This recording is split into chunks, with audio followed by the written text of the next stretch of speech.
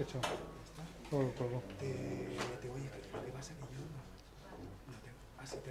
Tienes mi correo. Podéis aprovechar, seguimos esperando, pero podéis practicar uno de los impulsos más elementales del ser humano, que es el narcisismo, solo que en este caso en 3D, y echaos un vistazo a vosotros mismos, ¿vale? Muy bien, gracias.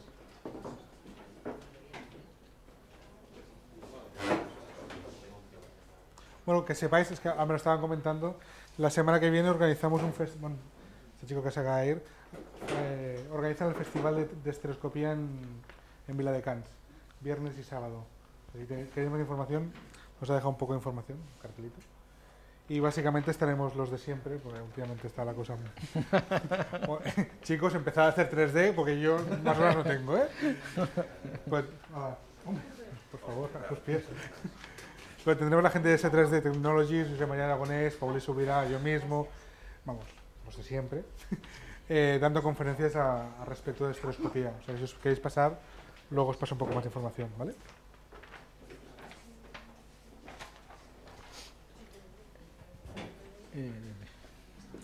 Podríamos empezar poniéndonos la capa y diciendo, hola, soy Clarkson.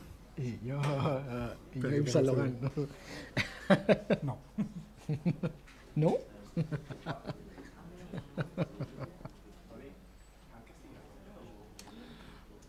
poco de 3D.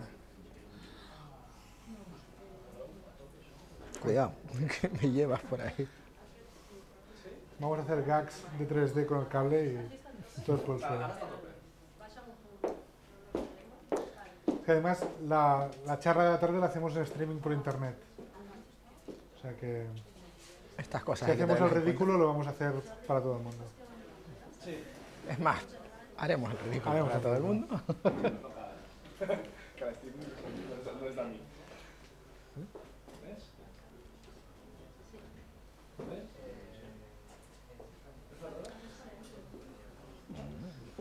¿Comenzar? Sí. Bueno, va, arrancamos ya. Chicos. Bueno, bienvenidos a la sesión de la tarde de la introducción a la estereoscopía. Mi nombre es Paul Torrents, su nombre es Clark. ¿Qué tal? Sin gafas y los calzoncillos por fuera, Superman. O eso quiere creer.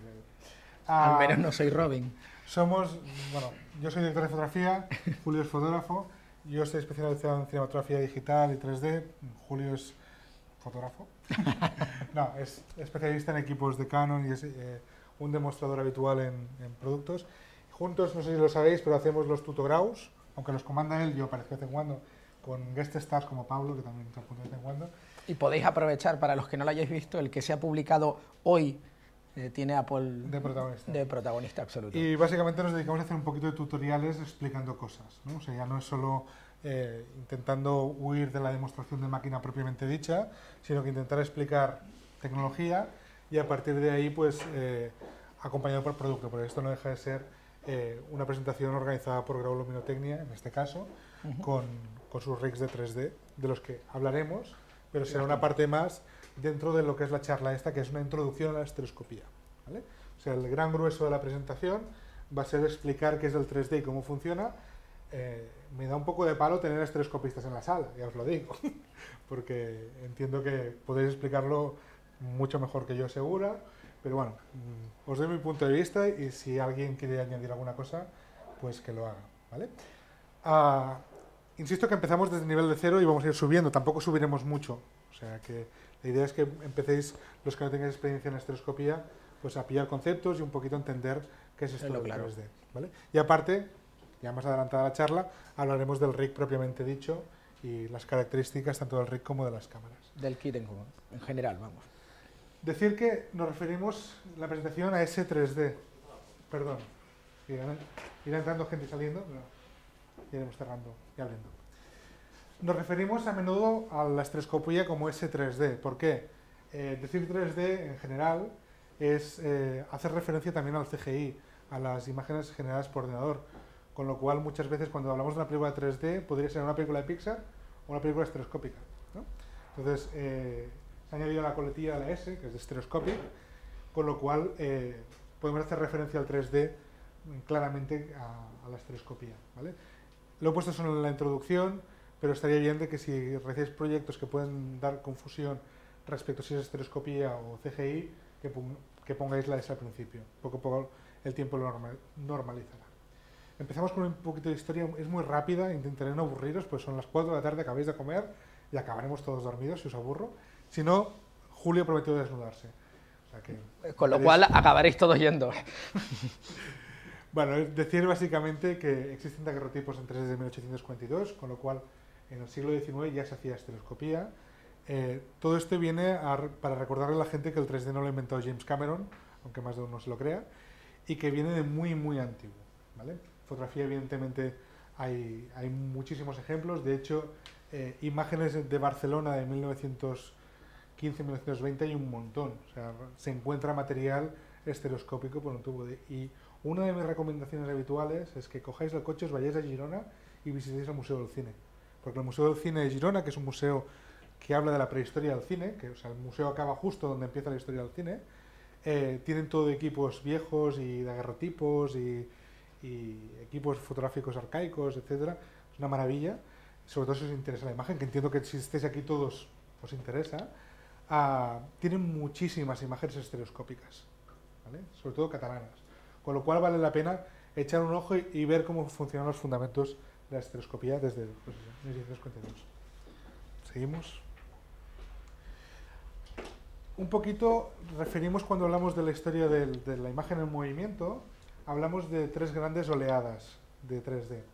Hay que tirar un poco hacia atrás y hablar de la primera proyección en estereoscopía que se hizo en el mundo, que fue en el año 22, con lo cual estamos hablando casi de 100 años de estereoscopía. Volvemos a lo mismo.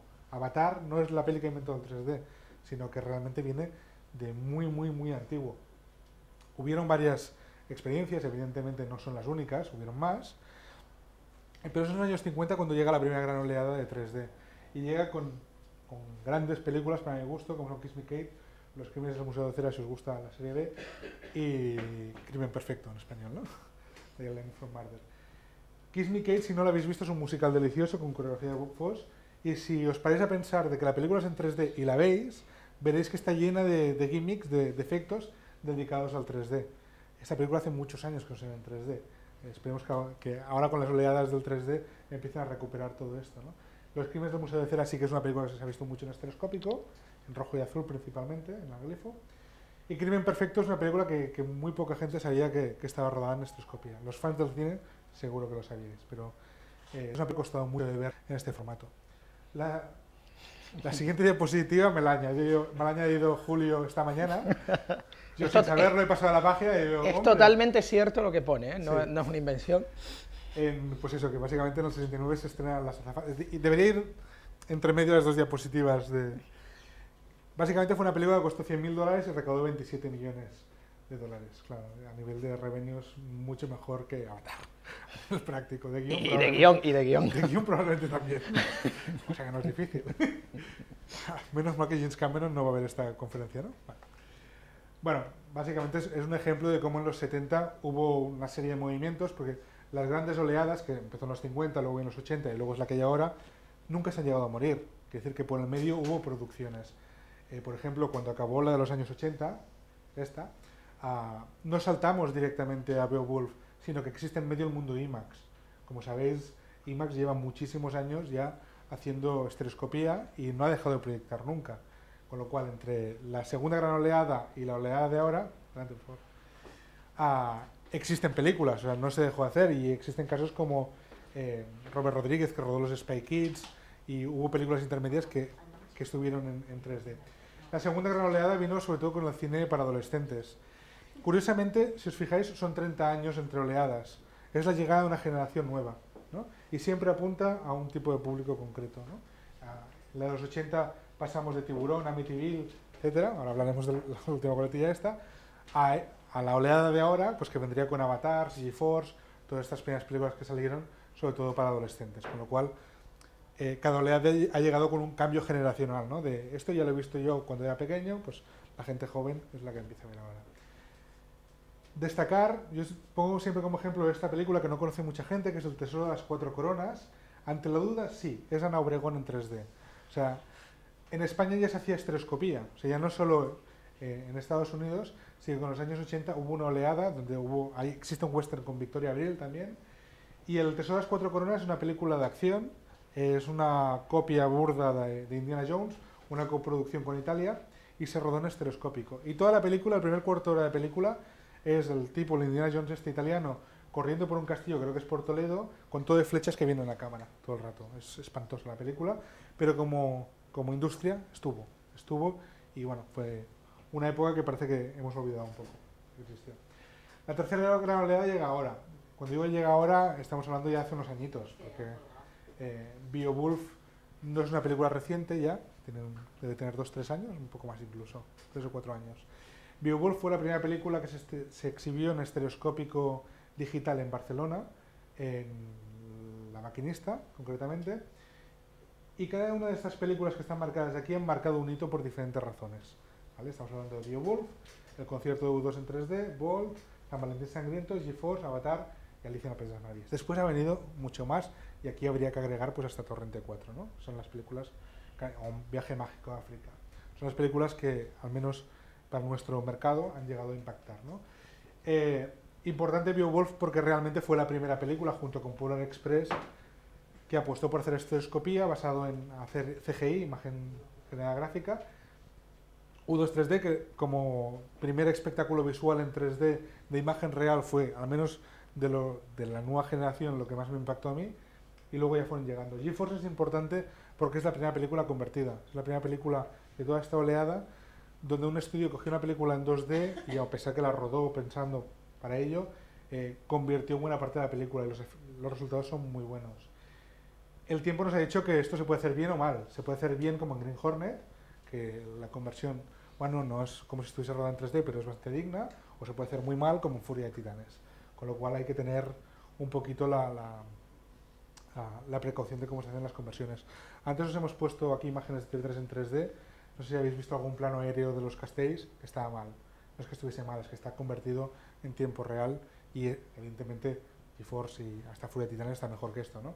Pero esto es una conversión en tiempo real, con lo cual, antes que preguntabais si el futuro viene por las conversiones, en principio no, de momento. Veremos el tiempo lo que nos dice y las nuevas tecnologías. La tercera oleada además incluye varias cosas extras. Primero, la televisión. Es la primera oleada de las que han venido donde el usuario puede ver 3D bien en casa. 3D bien quiere decir con gafas, sean activas o polarizadas, pero que no destruyen la imagen como lo hacen las rojas y azules, las anaglifas. Luego hablaremos un poquito de estas tecnologías, ¿no? Y tener una pantalla en casa sí ya es viable. A nivel de costes encarece un poco más, pero no mucho más. Y esto ha hecho que se agreguen más contenidos que los que habían en las últimas oleadas. Ahora se puede hacer televisión en directo, evidentemente se pueden hacer diferidos, pues se pueden hacer deportes, conciertos y teatro. Y todo lo que os podéis imaginar se puede llegar a hacer en 3D si tiene una justificación por ello. Quiere decir que no todo vale en 3D. ¿Vale? Y además se nos agregan dos mercados nuevos. El de los videojuegos, que realmente es el mercado donde puede llegar a explotar la estereoscopía antes incluso que en el sector de vídeo profesional global. No sé si habéis probado la Nintendo nueva de 3D. Aquí hay una, si la queréis probar luego, con pantalla autoestereoscópica. Bueno, es un paso más hacia la estereoscopía en el día a día. Y el Display Signage, que es todo lo que son anuncios típicos, bueno, estas pantallas que colocan ahora en vertical, que vemos anuncios aquí, si vais a las arenas veréis unas cuentas, pues evidentemente también han llegado con fuerza los displays en estereoscópico. Evidentemente cuando vayan llegando pantallas cada vez con más calidad, sin necesidad de gafas, todos estos mercados cada vez van a ir a más y más y más. Voy a hablar un poquito de cómo se genera la profundidad, la sensación de profundidad, tanto en 2D como en 3D. Lo hemos dividido en tres grandes bloques. ¿Vale? El primer gran bloque es lo que se podría generar en cómo generar profundidad en una imagen estática, en una fotografía. El segundo pequeño bloque sería cómo la generamos en vídeo, que sería la suma de esto y esto. Y la tercera, las sensaciones de profundidad que se pueden crear solo en estereoscopía. ¿Vale? Haciendo un repaso de todas, sí, un poquito rápido, evidentemente una manera de generar profundidad es con el foco. El foco selectivo, desenfocar un fondo, separar el personaje, nos consigue generar un volumen. El siguiente, las perspectivas. Esta sala hace una forma así, evidentemente ese final de pared y este están a la misma altura, aunque yo eso del fondo lo veo más pequeño, ¿no? Las sensaciones de las fugas nos ayudan a tener una idea de una sensación de profundidad. La oclusión, si yo tengo la mano detrás de este mando de distancia, mi mano no acaba aquí cortada, sino sabemos que está justo detrás del mando de distancia, con lo cual también nos da la sensación de que esto está por delante de mi mano. La iluminación y las sombras nos generan volúmenes, especialmente si son laterales, nos ayudan a entender cómo es de volumen un objeto, y la intensidad de color y contraste, lo mismo, si nosotros miramos a unas montañas lejanas, sabemos que a medida de que se van alejando más y más, vamos perdiendo intensidad de color y va bajando el contraste, con lo cual también nos ayuda a ver el volumen en la imagen, ¿no? Las siguientes opciones es el movimiento relativo entre objetos. Si hay objetos muy lejanos y uno va más rápido que otro y son parecidos, quiere decir que uno está más cerca. O sea, rápidamente también nos ayuda. Y las siguientes opciones son las únicas que se pueden generar en estereoscopía, que son las que nos generan el ojo humano, por decirlo de alguna manera. La convergencia es que si yo pongo la mano así y mis ojos convergen, automáticamente mi cerebro sabe que ese objeto está cerca, ¿vale? Directamente han convergido. Y la siguiente es la estereopsis, la capacidad que tenemos de, viendo dos imágenes ligeramente diferentes, sumarlas y conseguir el volumen. El ejemplo más simple, ponerse el dedo delante de la nariz, abrir un ojo, cerrar el otro y ver cómo el dedo salta, ¿no? Estamos viendo dos imágenes ligeramente diferentes entre sí que sumadas nos generan un 3D. Con todo esto el ser humano consigue crear una imagen con volumen, ¿vale? Con profundidad, con la sensación de 3D. Hasta ahora podíamos usar hasta aquí, todo esto para hacer cine y televisión en 2D y generar volumen. La combinación de todas estas técnicas es la que nos permite generar imágenes con más o menos volumen. Las partes de 3D luego veremos cómo se juega con ellas, pero hay que ir con cuidado, porque la suma de todas puede generar conflictos entre ellas. Por ejemplo, una imagen con muy poca profundidad de campo combinada con una estereopsis puede generar un problema, porque el ojo puede intentar ir a buscar el foco en el fondo y no conseguir foco, con lo cual ya tenemos un conflicto entre ellas. Eso sería un conflicto más físico, pero a nivel práctico, si nosotros, y luego hablaremos de las separaciones entre cámaras, separamos mucho las cámaras, tendremos la sensación de que la gente son como muñecos pequeños. Pues eso es porque varias de estas depth cues, o sea, de estas pistas de profundidad, se están contradiciendo entre ellas. Entonces, a nivel práctico, hay que ir con cuidado cómo las usamos en unos casos y en otros. Luego seguiremos incidiendo sobre esto. ¿Vale? ¿Qué es la estereoscopía en sí? Es una técnica... ¿Se puede girar un poco por el todo, Tony? Que se vea todo. Ahí, justito. Es una técnica para recrear la sensación tridimensional sobre una superficie plana. Es evidente que esta pantalla no tiene un fondo ni sale nada, sino que es totalmente plana y se genera aquí la estereoscopía, ¿no? La sensación tridimensional. Se basa en la idea de que un ojo ve una imagen diferente del otro, ligeramente, ¿no? A nivel práctico, la distancia entre los ojos ronda los 63 milímetros, 65, en un adulto, en un niño es un poco menor. Hace un par de semanas estuve en Los Ángeles haciendo un workshop con gente de Sony Pictures y nos contaban que para pelis infantiles habían decidido usar la separación entre imágenes, luego hablaremos cómo se llama esto exactamente, la habían reducido un poco para los niños. Y Julio hoy nos comentaba que en Japón los niños pequeños tienen prohibido el acceso a las salas de 3D. Hasta los 5 años está prohibido por ley que accedan a las salas de 3D. Entonces, un niño pequeño ve el 3D diferente que un adulto. Evidentemente, además, el niño pequeño aún está en su periodo de aprendizaje y aún le cuesta, depende de hasta qué edad, ver estereoscopía. Básicamente, cuando vemos una imagen ligeramente diferente, el cerebro suma las dos imágenes y se consigue este efecto de profundidad sumado a todos los que hemos hablado antes. Y esto es un dato importante, que entre el 2 y el 12% de la población no ve 3D. Estas cifras varían según quien haya hecho el estudio y según hacia dónde apunta el estudio, pero andan por ahí. Se podría hacer una encuesta, no sé si alguien no ve 3D en la sala, ¿lo ha probado? Bueno, también entiendo que si todos habéis venido a una conferencia de 3D es porque veis 3D, ¿no? Pero si esta charla la hacemos en un entorno donde no todos son especialistas o quieren investigar sobre el tema, normalmente se levantan unas cuantas manos de gente que no ve estereoscopía, ¿no? Es normal. Lo mismo pasa un poquito, siempre lo referenciamos a lo que pasa con el sonido. No todo el mundo oye el estéreo correctamente, con lo cual tampoco dejaremos de hacer sonido estéreo o envolvente, porque no toda la población puede escucharlo. Seguimos. Bueno, os he puesto un ejemplo que es un poco desafortunado, pues no sé mucho la diferencia entre los en la proyección. Básicamente son dos imágenes, una desplazada respecto a la otra, no tiene más. Luego lo veremos con la cámara, quizá hay que ser un poco más, que sea un poquito de doble imagen. Luego nos levantamos, lo vemos y experimentamos con ello, o sea, tampoco mucho. Decir que para generar la ilusión del 3D hace falta una cosa fundamental, un ejercicio que tiene que hacer el ser humano, que no es inherente en su educación visual, que es separar la convergencia del foco. Quiere decir que si yo coloco una imagen de 3D y la saco hasta aquí, por exagerar, vuestros ojos harán la convergencia aquí, pero el foco tiene que seguir aquí, ¿vale? Porque la imagen que estáis enfocando está en la pantalla, pero la convergencia de los ojos está en otro punto.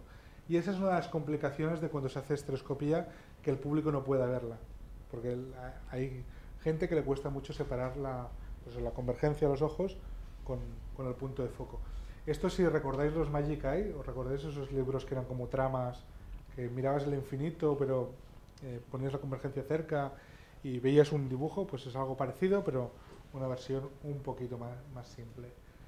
Decir que también existe, y esta mañana también lo comentábamos, un artículo de un montador muy conocido, un montador de Apocalypse Now, que habla de que el cine 3D no triunfará nunca, y se basa en que el ser humano no es capaz de hacer esto.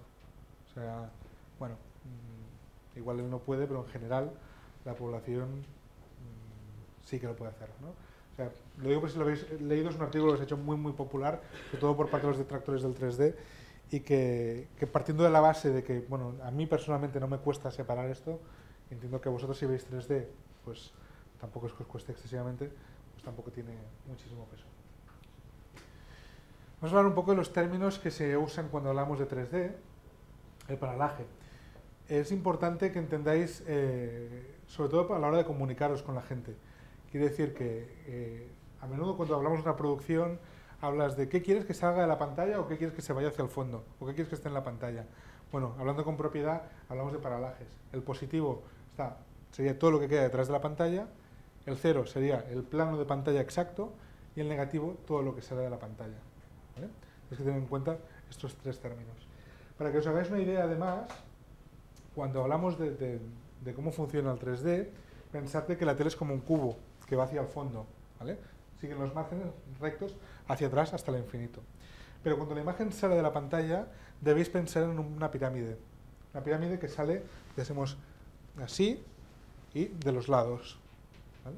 Con lo cual, esta pirámide llega hasta el centro de vuestra, o sea, entre los ojos, por decirlo de alguna manera. La manera más fácil de pensar en esto es, imaginaos que nosotros disparamos una bala. Nosotros podemos disparar entre ojo y ojo del espectador, pero nunca podemos fallar el tiro, porque en el momento que fallamos el tiro se ve el truco. O sea, esta pirámide que acabaría aquí más o menos, si cortamos justo la bala por aquí, veremos que se acaba la imagen. ¿Alguien me deja una DIN A4, una hoja? Aquí improvisando. No me la vas a romper. Sí, la voy a romper.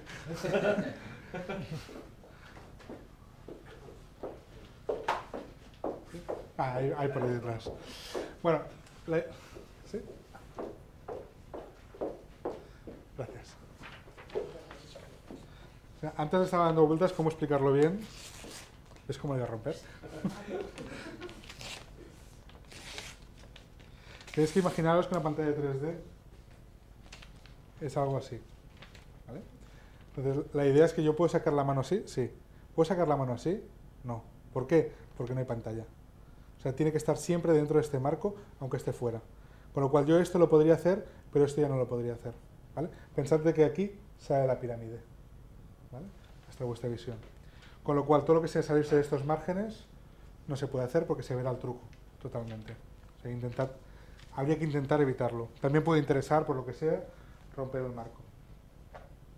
Seguimos. Podéis preguntar, si queréis, yo sigo... Tengo rollo para rato, pero me gustaría no dormiros. La interaxial, el concepto interaxial es la separación entre cámaras, ¿vale? Es esta distancia. La determinamos de diferentes maneras. O sea, principalmente... perdón. Es que la anterior la he hecho sin beber en todo el rato y casi me ahogo. una vez más. Julio estaba encantado. Hay cariño, ¿eh? Mucho. Bueno, básicamente determinamos la distancia entre cámaras respecto a la óptica que llevamos, respecto al sujeto que tengamos en primer término, la profundidad que queremos determinar. Luego hablaremos de que existen calculadoras y maneras de hacer el cálculo, pero es importante saber que el concepto es que la interaxial es la separación entre cámaras y que tienen límites, tanto por arriba como por abajo. El siguiente concepto es la convergencia, ¿vale? Nosotros podemos rodar con las cámaras paralelas o con las cámaras en convergencia, ¿vale? Luego hablaremos de los rigs y cómo se montan y por qué uno está así boca abajo y otro no, ¿no? Pero en principio tenéis que tener el concepto de que las cámaras, la separación entre ellas se llama interaxial y que encima, aparte de la interaxial, hay la convergencia. ¿Qué se consigue con rodar en paralelo o con convergencia? Bueno, si nosotros rodamos con las cámaras en paralelo totalmente, todo lo que rodemos saldrá de la pantalla hacia afuera, ¿vale? No tendremos nada en el fondo, todo estará hacia afuera. ¿Por qué? Porque las cámaras están apuntando hacia el infinito constantemente. Si hacemos convergencia, lo que conseguimos es reposicionar esto en el espacio. Y a partir de aquí entran las teorías de diferentes estereoscopistas. Yo tengo la suerte, o la desgracia, de no ser estereoscopista, sino ser director de fotografía que trabaja con estereoscopistas regularmente. Y cuando hablas con diferentes estereoscopistas, hay diferentes teorías. Unos te dicen, no, tira todo en paralelo y la convergencia la ajustamos en postproducción. Luego hablaremos de cómo se hace. Y otros dicen, no, la convergencia se ajusta en rodaje. O sea, a partir de aquí también depende del tipo de plano, depende del tipo de rodaje, depende de muchos factores. Pero no tiene por qué ser malo una u otra, sino que cada una tiene su utilidad y os diría que depende de cómo se monte la producción. Por ejemplo, Spider-Man 4 ahora están rodando totalmente en paralelo. Cuando los mismos que hacían el mismo equipo que hace esta película, que ha hecho otras, había estado rodando con convergencia. O sea que nos encontramos con diferentes criterios según el proyecto o según la tendencia visual o según los equipos de cámara que podéis utilizar. Porque uno de los problemas de usar la imagen en paralelo y ajustar en postproducción es que si tú ves las imágenes las vas a tener que ampliar para que no queden márgenes negros, con lo cual pierdes resolución. Ahora, si ruedas con un equipo de alta resolución, como puede ser una Epic o una Red One, o los equipos nuevos que salgan ahora de 4K, que seguro que en la semana que viene salen, pues mejor que mejor, entonces no estás perdiendo resolución. Decir que lo que determinamos, sobre todo, recuerda con la interaxial, rodando en paralelo, es cuánto volumen queremos generar desde la pantalla, ¿vale? Esto es importante porque la convergencia sí que realmente es un setting que en general se puede llegar a hacer en postproducción. Lo que nunca podremos rehacer en postproducción es el volumen que hemos generado. El volumen se genera con una interaxial. O sea, si separamos las cámaras 2 centímetros o 20 metros, eso no lo vamos a poder arreglar luego en postproducción. Lo que sí que podemos arreglar es que si yo tengo este volumen, la imagen sale hasta aquí, yo la puedo enviar hacia detrás o hacia adelante. No puedo cambiar el volumen, pero sí su posición respecto a la pantalla. ¿Vale? El tipo de trabajo que se usa para hacer 3D de manera convencional es usar dos cámaras, como las que tenemos ahí montadas, y un rig, ¿vale? El rig es el soporte, o sea, como concepto es un soporte donde montamos las cámaras para rodar 3D y que nos ayuda a poder hacer todos estos ajustes fácilmente o complicadamente según el rig y el sistema que usemos. De las cámaras, yo os lo he puesto en rojo, en mayúsculas, y más claro no lo puedo poner. No se puede hacer vídeo 3D con DSLRs. O sea, esto que le quede claro a todo el mundo, a día de hoy no se puede. No se debe, además. A ver, ha aparecido un método que te dicen, tú pones a grabar dos 5Ds y cuando estén grabando le das al obturador y hacen una foto a la vez y igual quedan genlocadas. Bueno, son cutradas. O sea, esto no puedes estar pendiente de hacer una foto mientras ruedas el vídeo, no sé qué. Las cámaras no se pueden genlocar. Voy a explicar la razón objetiva de por qué no se deben usar. La primera obligación que necesitas una cámara para hacer 3D es el genlock. El genlock es la sincronización entre cámaras. Y cuando hablo de la sincronización, cada vez hay la misma confusión. No quiere decir que las cámaras empiecen a grabar a la vez, sino que los sensores vayan a la vez. Porque el comentario general es de, no, esto yo lo pongo en postproducción, hago una claqueta y lo encajo y ya queda bien. No. Pensad que si nosotros estamos haciendo 1080-25p, estamos haciendo 25 fotos por segundo, ¿vale? Cámara A, cámara B. Pueden ir así o pueden ir así. ¿Por qué? Porque un 25 de segundo es una velocidad lo suficientemente lenta como para que haya una desincronía. ¿Qué pasa si las cámaras van así? Bueno, pues que si yo grabo este plano general donde todos estáis muy quietos y no hay genlock, lo veremos bien, no hay ningún problema. Ahora, a la que alguien haga así con la mano, si yo congelo el fotograma en el mismo punto, una mano estará en esta posición y otra mano estará en esta posición, con la cual mi ojo no fusionará esa imagen. Antes, cuando os he dicho que estabais viendo ese lift up que no acaba de encajar, el problema es precisamente que eso se rodó con 5D. Y a la que hay un poquito de movimiento rápido, la sensación es que no encaja la imagen, porque realmente no encaja, sino que las cámaras hacen la exposición en diferentes tiempos. Dentro de esos 25 fotogramas por segundo, sí, pero uno antes y otro después. Con lo cual, el Genlock es fundamental. Sobre todo, a ver, si tenéis un plano fijo de un paisaje o lo que sea, igual podéis saltároslo. Pero en general, a la que haya un pequeño movimiento rápido, es obligatorio. Pensad que en un fútbol, una pelota cruzando plano, rápida, en una cámara estará en esta posición y en la otra puede estar en esta. ¿Vale? Con lo cual no veréis 3D, veréis un desastre que además genera dolor de cabeza. Con lo cual el Genlock es obligatorio. ¿Vale? Lo siguiente, ayudas 3D. Entonces, a partir de aquí las ayudas se pueden hacer en cámara o fuera de cámara. Lo ideal es que las tengan las cámaras. Luego Julio os hablará de estas Canon, que realmente son las primeras cámaras que han introducido en el mercado con todo el sistema de ayudas 3D. Sony tiene, por ejemplo, un magnífico, con mayúsculas, equipo de procesador. Es una cajita que se conecta a la salida del RIP y te hace estas compensaciones en un procesador externo, lo cual es otra manera de acercarse. Lo principal de todo esto es el eje óptico. Cuando vosotros trabajéis con un zoom, pensad, supongo que casi todos habéis usado una cámara de vídeo, habéis hecho un zoom in, un zoom out, ¿no? Cerrar plano, abrir plano.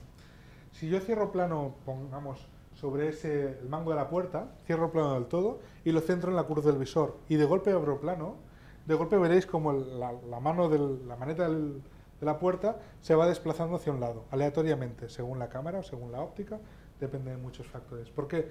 Porque la óptica tiene una tolerancia en el eje óptico. No se montan rectas perfectas, porque habría que montarlo para cada cámara y realmente sería muy complicado y por lo que dicen los fabricantes de ópticas, caro. Con lo cual nos encontramos que cuando yo abro plano, una cámara, esa maneta, se va hacia la izquierda y abajo, por poner un ejemplo. Pero la cámara de abajo resulta que se va hacia arriba a la derecha. Con lo cual encuentro que cuando he hecho un zoom, cambio el borde de plano de las dos ópticas, una se ha ido para allá y otra para allá. ¿Vale? Y esto pasa prácticamente con, os diría, el 90% de ópticas del mercado. Y eso hay que compensarlo. Se compensa o en postproducción, ampliando la imagen y moviéndola con el zoom, cosa que es bastante compleja, o se compensa con el procesador que tiene Sony, que te hace el cálculo y cuando tú haces el zoom, el procesador solo va compensando la imagen, también ampliándola y moviéndola, o se hace como han hecho los de Canon, que a día de hoy es la estrategia más óptima a nivel de calidad, que lo que hacen es, vosotros sabéis que estas cámaras, luego Julio os lo explicará más con detalle, tienen un estabilizador óptico, que lo que hace es detectar el movimiento que tú haces con la cámara y compensar la imagen para que no haya tanta vibración. Pues lo que han hecho es desconectar permitirte desconectar el estabilizador y usar el estabilizador para poner el eje óptico recto, con lo cual no hay que corregirlo, o sea, se corrige directamente como el estabilizador de la cámara. Esta parece que puede ser una apuesta de futuro y que no sería tan complicado de colocar en todas las ópticas estabilizadas que hay en el mercado, que ópticas broadcast estabilizadas pues tampoco suponen un coste mucho más elevado de lo que hay ahora y esto nos solucionaría muchos problemas, sobre todo porque os digo que parece una tontería, pero para cine que usan ópticas fijas no es un problema, pero para, por ejemplo, vídeo que se usan muchísimos zooms, sí que es un problema. Adelante, por favor. Por favor. Los siguientes ayudas que necesitamos es que el zoom y el foco puedan ir pareados, ¿vale? Esto con las ópticas broadcast se ha solucionado con servos especiales o con remotes externos, etcétera. Estas se pueden parear de otra manera. Y es importante que las cámaras empiecen a tener inversores de imagen. ¿Por qué se necesitan inversores de imagen? Porque una de las cámaras está grabando a través de un espejo, con lo cual tiene la imagen girada. Es interesante que si lo podemos girar desde la cámara, pues nos va a sobre todo a ahorrar procesos. Últimamente han empezado a aparecer ya monitores profesionales que llevan inversión de imagen. Y si no, por ejemplo, en este caso tenemos un conversor aquí que lo que nos hace es juntar las dos imágenes y que nos permite girar una o la otra en cualquiera de sus direcciones. ¿Vale? ¿Sigo? ¿Nadie tiene dudas? Luego nos acribillaréis, yo me dejo. La siguiente cosa que nos preguntan siempre es de, bueno, ¿y para qué necesitamos este lío si ya hay cámaras con dos ópticas? Si os fijáis, estas dos ópticas están fijas. ¿vale? Están clavadas. Lo único que te permiten estas cámaras es girar un poco la convergencia, un poquito, no mucho. Ventaja, bueno, es un equipo compacto que lo coges, te lo rodas y ya está. Inconvenientes, que estás fijado a, creo que estás 61 milímetros, 60, entre 60 y 65, no me acuerdo a cuándo está. Nosotros en TV3 la hemos estado usando con temporada. La limitación es tremenda. Pensad de que en general en una situación, en una habitación estándar, las distancias pueden ser muy variables, pero las cámaras suelen estar cerca de los personajes. Los límites que tenemos colocando las ópticas así, fijas en 65 milímetros, es que no podemos tener objetos prácticamente por debajo de 1,80 m. O sea, no puede haber nada por debajo de 1,80 m. Si realmente colocamos las ópticas en paralelo, prácticamente son 3 metros hasta 20 metros. Lo que hace que estas cámaras solo sean prácticas entre prácticamente 2 metros y 30.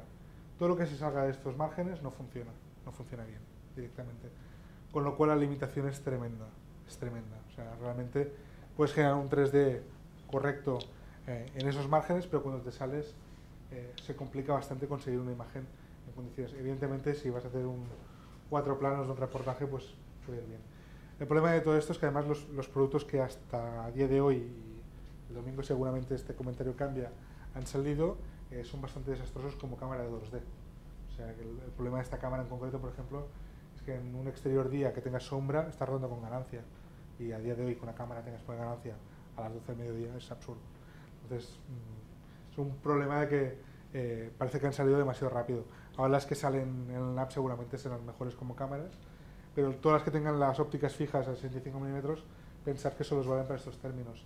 Antes nos ha pasado esta mañana que teníamos operadores que han trabajado con esta cámara y claro, nos hemos puesto todos a jugar con el rig a esta distancia, lo hemos seteado a una interacción muy corta y claro, estaban alucinando de que se ponían las gafas y lo veían bien y estaban a 2 palmos, ¿no? Las pruebas que hicimos la semana pasada estuvimos rodando con distancias interacciones de cámaras y ahora hablaremos de las distancias de 2,5 centímetros, una cosa así, cosa que puede llegar a ser un estándar. O sea, es muy raro que llegues a 6,5 centímetros, que es lo que tienen de separación estas cámaras.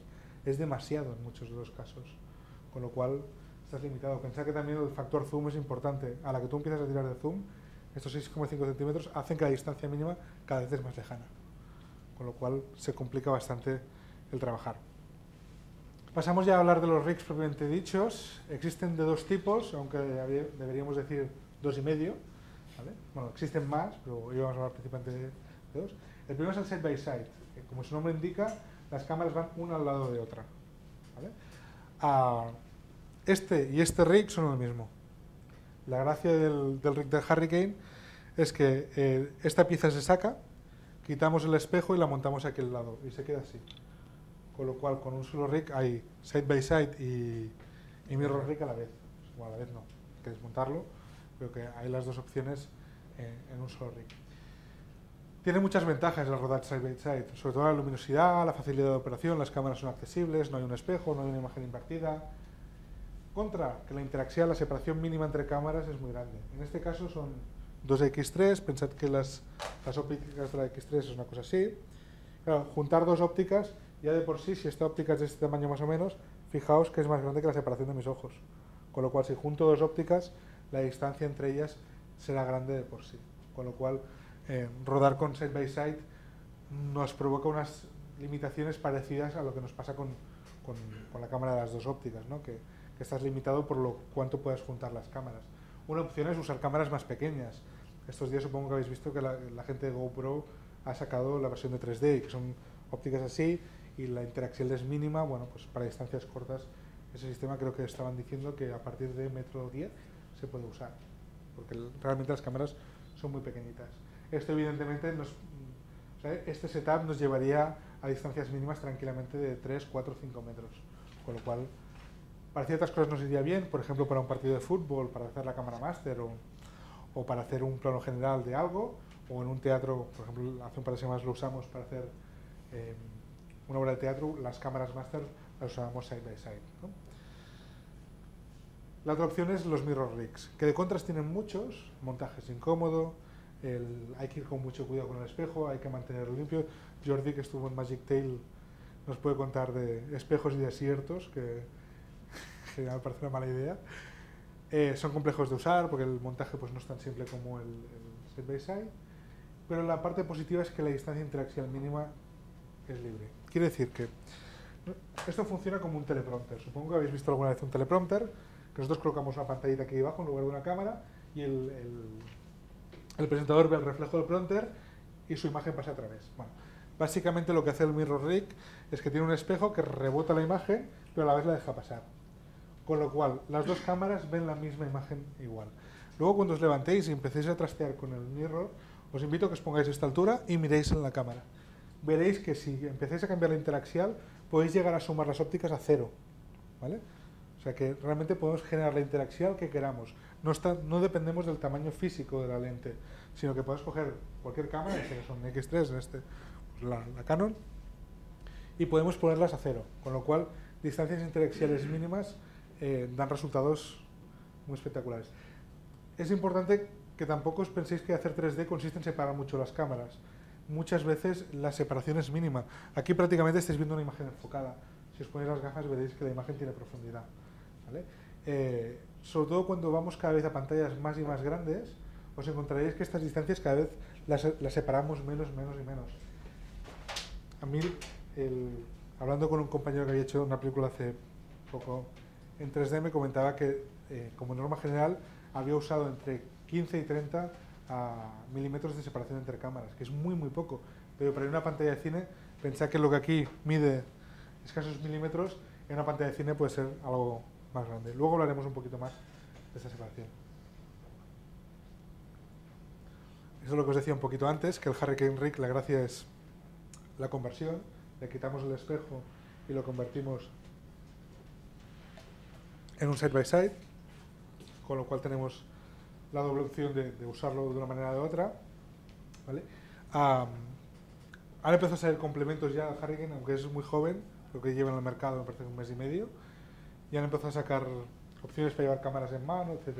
El otro día Pablo estuvo haciendo unos planos directamente de esto no pesa, la cámara, las dos cámaras como están ahora más el rig completo son 9 kilos, con lo cual, como decías tú, sí, todos hemos llevado una Betacam que pesaba más en su día. Tú tienes una edad.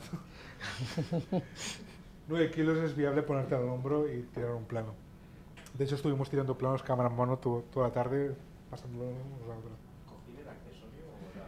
La almohada era de mi casa y la escogió Pablo. El cojín venía con el rig, los dibujitos eran accesorios.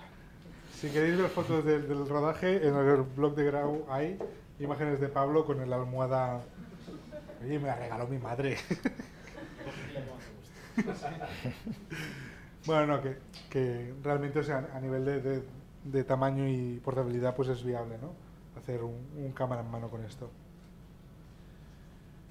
Factores a tener en cuenta en las distancias de cámaras. Os diría que las sensaciones es que lo probéis. O sea, si queréis, cuando caemos, os cogéis las cámaras, están calibradas, y empecéis a jugar con la interaxial, arriba y abajo, a ver qué pasa. ¿La separáis mucho o la juntáis mucho? Luego os explico cómo funciona el rig, y jugáis con él, os ponéis las gafas, y si alguien se marea, que se siente. Esta es otra cosa, intentad nunca mirar imágenes sin calibrar, ¿vale? Decir que un experimento muy curioso es la ortoestereoscopía. La ortoestereoscopía es una técnica por la cual consiste en reproducir el mundo real en una ventana, o sea, usar la pantalla como si fuera una ventana. Esta práctica la hicimos en Los Ángeles, consistía en colocar la cámara, colocar detrás de la cámara un monitor de 42 pulgadas, usando un ángulo de visión parecido al de la visión humana, a 6,3 centímetros entre las cámaras y a una distancia determinada de la pantalla, conseguías ver el tamaño que correspondería a la realidad. Con lo cual la sensación es de que la pantalla es una ventana. Tú ves a través de una ventana, ¿no? Y si pones una persona delante, el tamaño que tiene es realmente el de una persona. La ortoestereoscopía como experimento es muy divertido, pero es inviable de realizar como mainstream. Quiere decir que yo puedo generar esto si tengo control sobre dónde siento el espectador, dónde tiene la pantalla y dónde está la cámara, ¿vale? Las distancias y los tamaños. En el momento que el espectador en lugar de una 42 tiene una 46, ya no funciona. En el momento que vamos para cine, ya no funciona. O sea, tienes que tener el entorno controlado. Esto nos lleva un poquito a la discusión del tamaño de las cosas. O sea, el 3D en sí es irreal. La sensación esta de Lilliput, que nos ha pasado a menudo en muchas producciones, hay gente que lo ve más acusado, menos acusado. La sensación de Lilliput es que ¿os acordáis las depth cues? Eso que os hablaba de oclusión, contraste, etcétera. Es que se están contradiciendo algunas de estas normas que nuestro cerebro usa para ver el 3D en el mundo real. Entonces, a nivel práctico, no es malo usar esto a nivel creativo.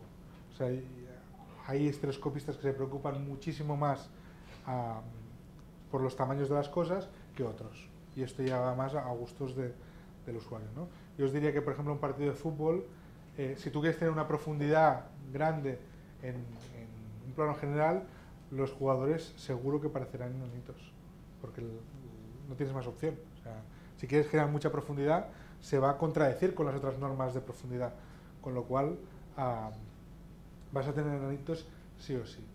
Entonces tienes que decidir hasta qué punto puedes jugar con eso y hasta qué punto quieres tener enanitos o no. Lo mismo que decía Julio esta mañana, si tú coges el morro de un avión y lo sacas aquí fuera, pues si fuese en la vida real solo verías un palmo del morro.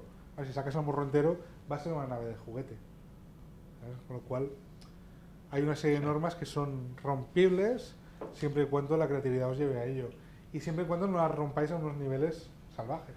Que si hacéis mucha separación, la sensación del Lilliput es muy grande, pues realmente ahí sí que puede quedar un poco ridículo, ¿no?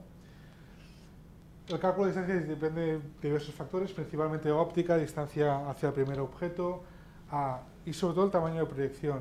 Es importante recordar de que no se puede hacer una producción que se vaya a ver igual en televisión que en cine. O decidís hacerla para cine o decidís hacerla por televisión. O decidís hacer un intermedio, que también puede ser una opción que, bueno, puede daros problemas en uno y otro, ¿no? Siempre se tiende a priorizar la pantalla más grande, ¿vale? Porque los problemas que pueden generar de visión son mucho más molestos. Lo que puede pasar en una pantalla más pequeña es que se pierda el efecto de profundidad. Entonces, aquí sí que es muy importante que decidáis si una producción va a ir a cine o va a ir a televisión. Si va a ir en los dos casos, vais a tener que priorizar una y una va a perder, aunque se pueden hacer ajustes de postproducción, pero va a perder profundidad respecto a la otra, ¿vale? Con lo cual, también hay que ir un poco cuidado con eso. Existen calculadoras para el cálculo de las distancias interaxiales y la convergencia, o bueno, esta es la regla, si miráis libros históricos de estereoscopía, que decía dividir la distancia hasta el objeto que queráis por el 3%. Las calculadoras, he puesto 3 ejemplos de iPhone, hay más, y de hecho para ordenador hay la tira incluso online. Ni son fiables al 100% y aducen cada una a unas tablas, bueno, en general son parecidas, pero te pueden dar resultados diferentes. Y hablando con estereoscopistas, lo que te dicen en general es que cada uno tiene sus fórmulas y acaban haciendo el ajuste fino por su cuenta, ¿no? Con lo cual os pueden valer de pista para empezar a hacer estereoscopía, pero que no hay nada como la práctica. Y esto, aquí que hay gente que hace 3D, nos lo podrá confirmar porque en general no es así. Monitoraje en set es importante, ¿vale? He puesto 3 monitores casi al azar, de los que hay un montón. Os diría que si pueden tener ayudas de estereoscopía mejor, o sea, quiere decir que os puedan dar datos o puede ayudar, por ejemplo, hay una serie de monitores que os dan una parrilla, rejilla. Una rejilla. Es que me sale graella, solo. Sale una parrilla, una rejilla, que nosotros determinamos la separación entre las líneas verticales, decimos, pues esto van a ser 20 píxeles. Pues la colocas y te salen unas líneas verticales blancas de 20 píxeles. Con eso te da una guía de cuánta separación estás teniendo en ese momento. Evidentemente no es un ajuste fino. Hay equipos, por ejemplo, si tenéis la posibilidad de conectar el procesador de Sony, os dice exactamente cuántos píxeles hay de separación entre imágenes, ¿vale? Con lo cual es una guía ya totalmente fiel de lo que estáis haciendo, ¿no?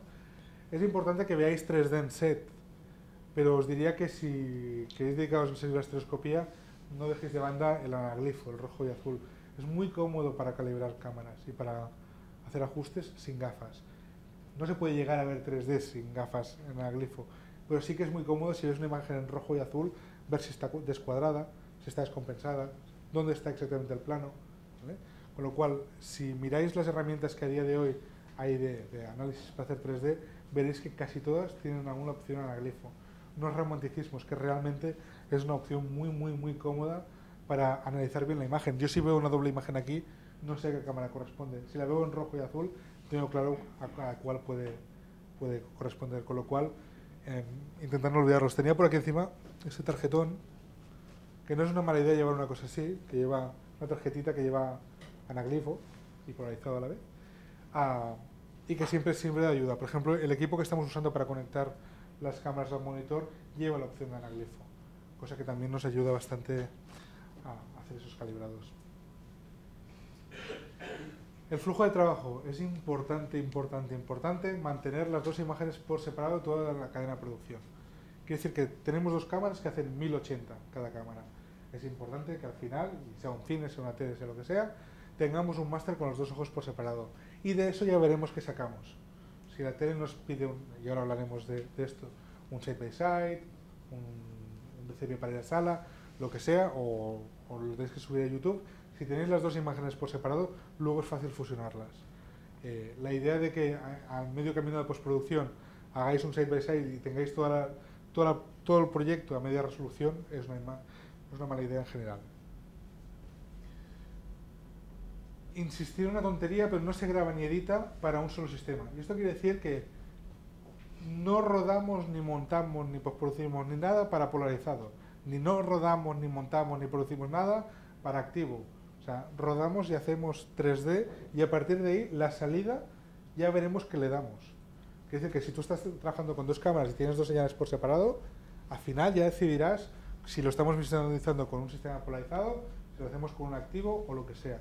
Pero nosotros la producción la hacemos para 3D. Y cuando hablamos para 3D es que al final o le colocaremos un conversor o conectaremos directamente los monitores a las dos entradas directas, lo que sea. Pero a nivel práctico no rodamos para polarizado, no rodamos para activo. O sea, rodamos para 3D en general.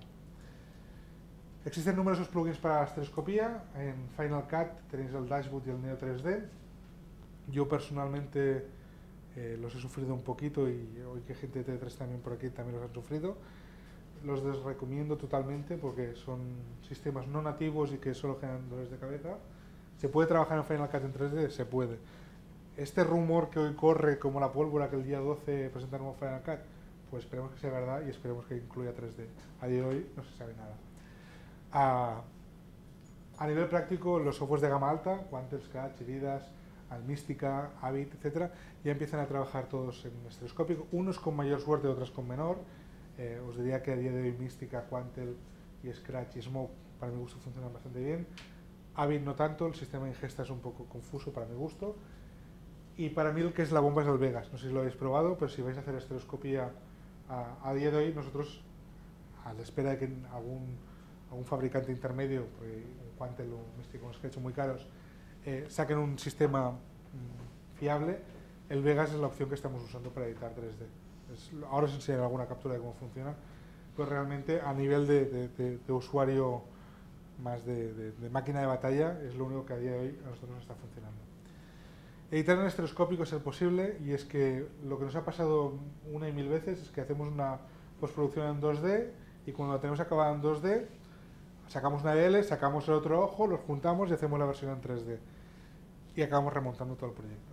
A los realizadores les pasa que no todo el mundo tiene mucha experiencia en 3D, montan en 2D pensando que eso será 3D, pero como no ven el volumen, de golpe cuando sacamos la versión en 3D y lo ven en 3D, dicen, va muy rápido, o va muy lento, esto marea, lo que sea. Entonces acabar remontando. Es importante entonces intentar montar siempre para hacer la edición en 3D. Es complejo, es caro, evidentemente, y es lento. Y es importante también de que si vais a editar en 3D, las imágenes estén tratadas. Quiere decir que si cogéis un bruto de cámara donde hay errores de rig o hay errores de grabación, vais a acabar vomitando en la sala directamente. O sea, porque no es sumo dos imágenes y ya está, es la camiseta de Julio. Directamente. Claro.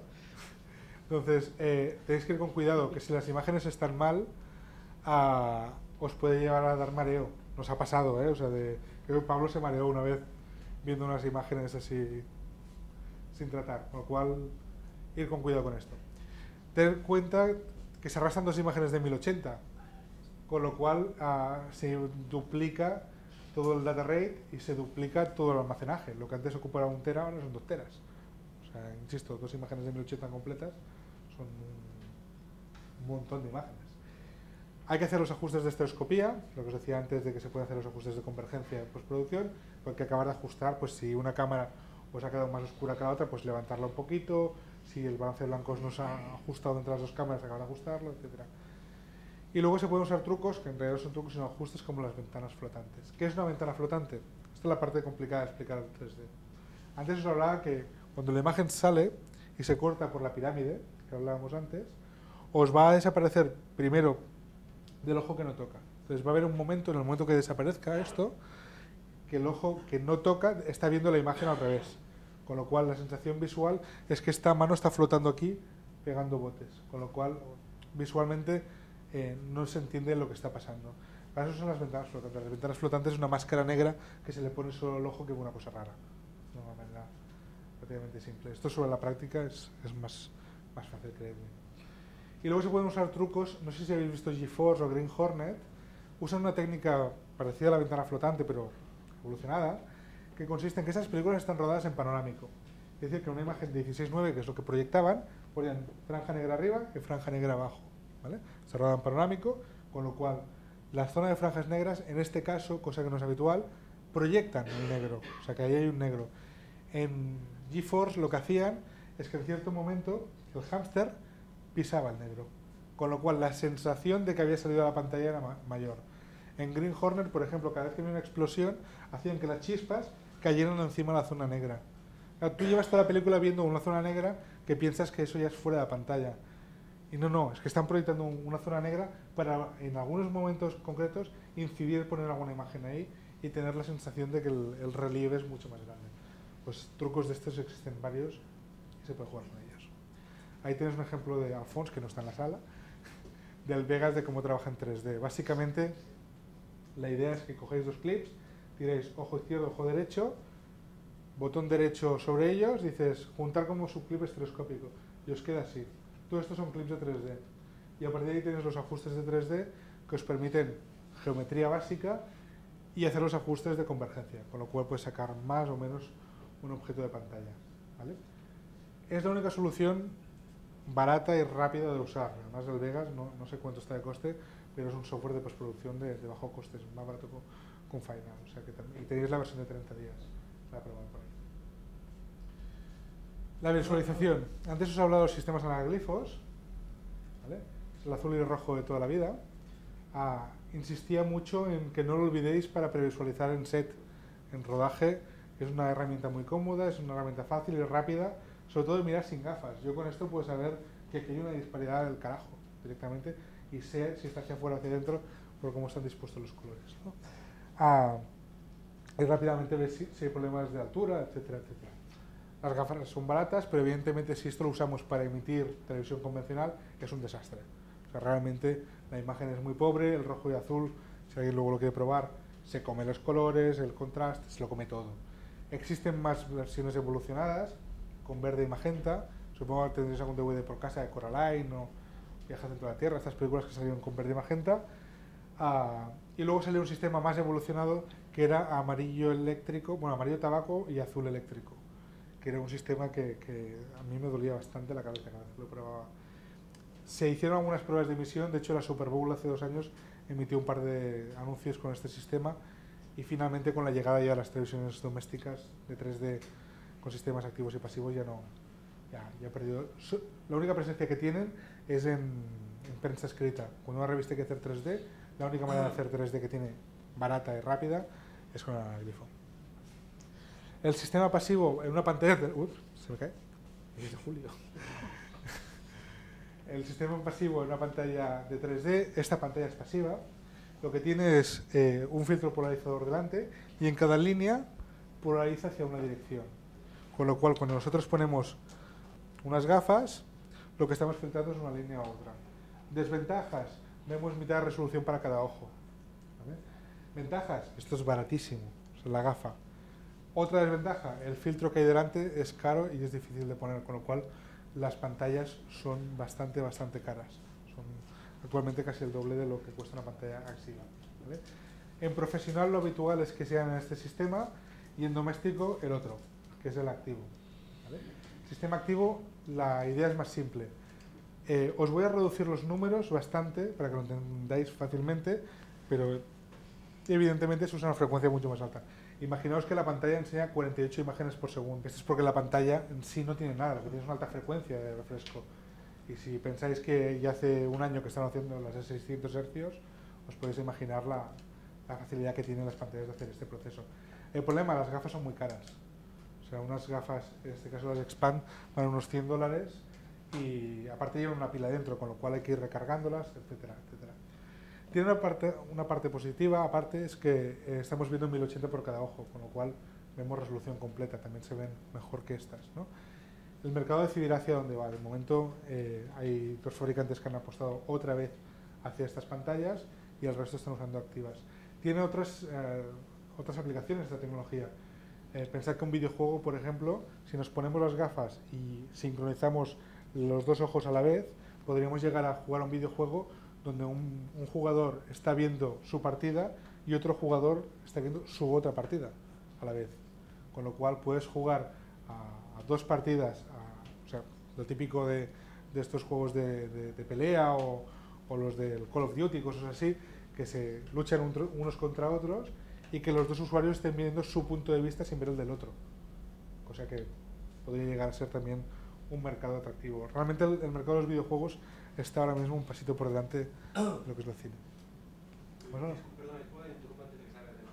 Eso porque no lo sé. ¿Sería aplicable también a la transmisión de televisión? ¿A que dos números vean cada uno? Sí, pero tiene un problema grave y eso se ha probado con las pantallas autoestereoscópicas, donde tú te sientas a un lado del sofá y ves una cadena y el otro se sienta a la otra y ve otra cadena. El problema es el sonido. Poderse se puede, pero... Pero es un argumento magnífico para que regrese el cine mudo. Bueno, sálvame mudo, no sé yo si funcionaría. Pero el sonido es un problema, cosa que en el videojuego no sería un problema. ¿Vale? El videojuego, de hecho, podría tener su gracia, generar un entorno de sonido envolvente y a partir de ahí jugar con eso, ¿no? Por eso digo que sí, se puede a nivel práctico. Igual, creo que fue Mike Figgis que hizo una película con pantalla partida, Timecode se llamaba, que veías diferentes puntos de vista de diferentes personajes de la misma película. Igual se puede evolucionar hacia eso, pero bueno, o sea, son líneas de futuro. ¿Cómo entregamos el material 3D? Bueno, el primer estándar que hay es el AVC-MVC, es un estándar para generar Blu-rays en 3D. Si vosotros vais a comprar estos Blu-rays, es como están codificados, necesitáis un reproductor compatible o actualizado a para que pueda reproducirlo. Y básicamente consiste en que tiene las dos imágenes completas. ¿Recordáis el sistema de los multiángulos de los DVDs? Que apretabas un botón y saltaba de cámara o de golpe te enseñaba un extra, no sé qué. Si haces una tecnología parecida, lo único que hace es tirar de los dos streams a la vez a 1080 en este caso, ¿no? Se necesita un hardware concreto, un Blu-ray compatible con este sistema, con salida HDMI 1.4, la pantalla también, o sea que no vale comprar cualquier material de saque. La Play 3, por ejemplo, sí que es compatible con esto. Aunque no cumple todas las especificaciones, se puede usar. El problema a nosotros como profesionales es que se necesitan herramientas específicas de codificación muy caras a día de hoy. Entonces, a nivel práctico, no nos resulta económico poder hacer esto. Es práctico a la hora de hacer una película que quieres distribuir, pero si tú quieres darle al cliente un Blu-ray en 3D, a día de hoy sigue siendo demasiado caro. También lo era a hacer un DVD hace 10 años y ahora mismo hay herramientas de 20 euros que lo hacen, de hecho hasta gratuitas. El siguiente proceso de entrega es el side by side y este es el que se está estandarizando a día de hoy de manera masiva. No solo a la hora de masterizar un Blu-ray, sino a la hora de emitir 3D por televisión. Este es el sistema que Televisió de Cataluña ha escogido para hacer 3D. Básicamente consiste en coger una imagen de 1080 y anamorfizarla, apretarla hasta aquí, la del ojo izquierdo, y a la inversa, con lo cual tenemos ojo izquierdo, ojo derecho, en 1920 píxeles de resolución. ¿Problema de esto? Estamos usando media resolución, o sea, la mitad de resolución para cada ojo. A nivel práctico, la sensación aparente de resolución al ir a la doble frecuencia pues mejora un poco y no la vemos tan pobre. De hecho, todo lo que estabais viendo ahora de TV3 que estábamos teniendo antes de empezar venía en este sistema, ¿vale? O sea, mitad de resolución horizontal y metemos los dos ojos. Esto es un sistema que llaman frame compatible, con lo cual nos permite en cualquier sistema de HD mandar esta información. De hecho, TV3 os digo que está emitiendo esto así TV3 escogió este sistema además porque se hizo un casting de pantallas, es de, a ver, las pantallas de 3D de Sony, Panasonic, JVC, todos los fabricantes que tienen pantallas domésticas, ¿qué sistemas aceptan? El side by side estaba en todas. Pues oye, mira, la industria ha decidido, ¿no? De momento. A la hora de conectarlas tienes un botón que pone side by side y ya está. Del mismo estilo existe, no lo he puesto, el top and bottom, que es la misma idea, pero en lugar de estar uno al lado del otro, está uno encima del otro. El siguiente es el entrelazado, que es que una línea va para un ojo, otra línea va para el otro ojo. Esta pantalla lo reconocería automáticamente sin apretar ningún botón, pues tiene los polarizadores directamente. El siguiente es el checkerboard, que son como, aquí no se ve, pero son como pequeños cuadritos de un ojo y otro ojo, un ojo, otro ojo, ¿vale? Diferentes sistemas que nos permiten hacer esto. Y el futuro, o hacia dónde debería ir el mercado, son dos opciones. Una, generar un mapa de profundidad. Aquí tenéis en un cuadro, pues, qué es un mapa de profundidad. Lo más negro estaría más detrás y lo más blanco estaría más adelante. La televisión interpreta esta distancia y genera la imagen en polarizado, en activo, lo que necesite para generar eso. Esta ha sido una propuesta que se lleva oyendo un tiempo, y la que parece que está funcionando más y que el mercado europeo debería, bueno, creen apuntar, es enviar solo el ojo izquierdo. Y si os fijáis, ojo izquierdo y ojo derecho son muy parecidos. En general, la imagen es casi idéntica. Se diferencia por pocas cosas. Pues si buscamos la parte que es diferente y solo comprimimos eso, nos ocupa como un canal y medio de TDT o un canal y cuarto de TDT, con lo cual es más viable, ¿no? O sea, no tener que emitir los dos ojos completos, que esto a día de hoy, pues imaginar, si tenemos problemas de emitir un canal entero de HD, imaginad dos canales, uno para cada ojo de HD. Con lo cual, este sistema parece que va a ser una de las propuestas de futuro. El problema de esto, hay que cambiar todos los receptores de TDT del mercado. Bueno, ya veremos. Por tercera vez. Por tercera vez.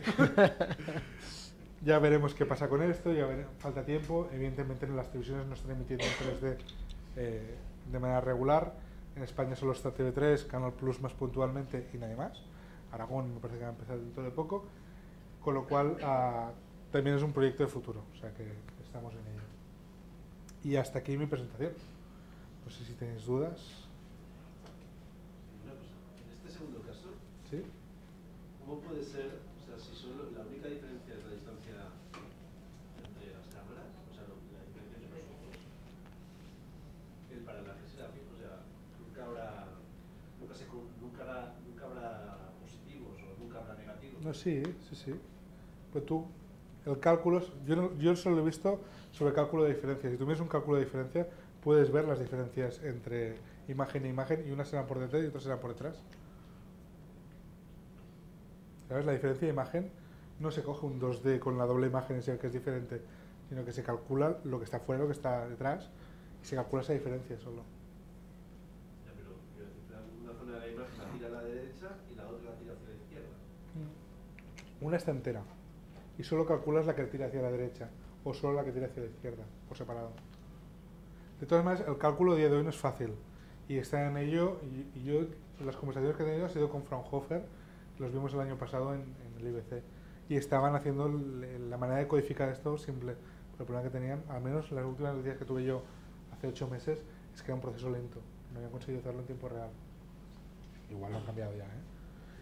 También te digo que el domingo empieza el NAP, y veremos a ver qué dicen. Es que de muchas de las cosas que os he hablado van a cambiar en 4 días. Los rigs de momento parece que no van a cambiar, pero el mercado de cámaras va a crecer en 4 días, una barbaridad, y el mercado de monitores, sobre todo todo equipo broadcast, va a crecer bastante en 4 días. Sobre todo si finalmente pues llega la Sony de 4K, llegan, bueno, parece que sí, llegan todos los monitores nuevos que llegan de diferentes fabricantes con ayudas de 3D, nuevas cámaras pequeñas con Genlock, con lo cual el mercado va a ser en 4 días un poco diferente. El rig que tenemos aquí, ese es prototipo, este es final, lo digo porque sí que cambian.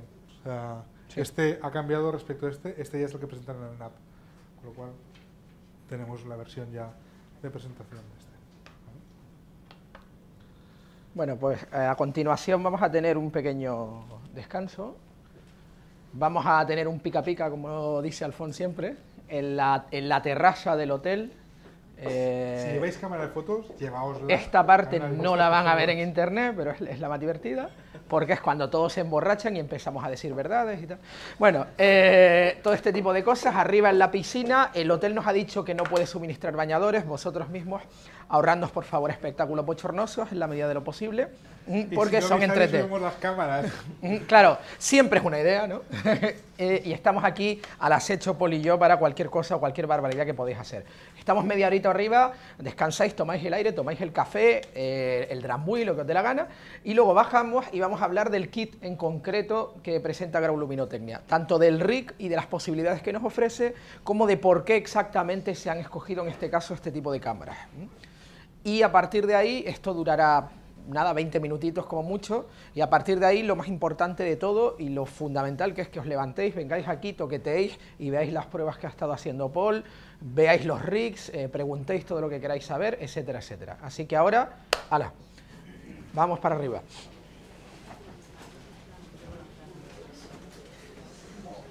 Los de internet, ir a merendar. En media horita estamos de vuelta.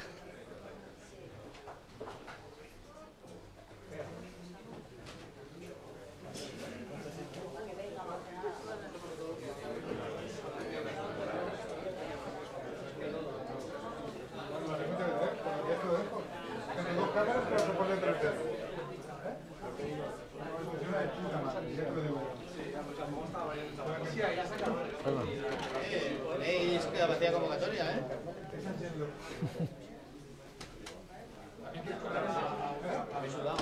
¿Qué has comprado? ¿Qué te ha venido, Pol? Misión para Pol.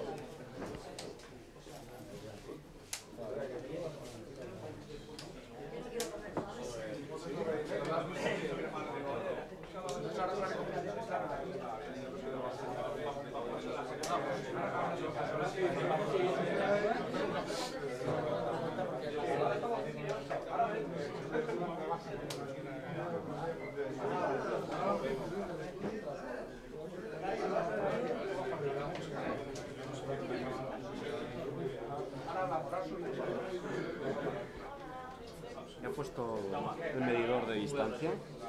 Sí, bueno, sí, lo tienes en el que tienes en Side by Side, porque es uno magnético, ¿vale? Y viene aquí, lo tienes en el Side by Side y está puesto, lo puedes mirar si quieres. Lo puedes utilizar cuando...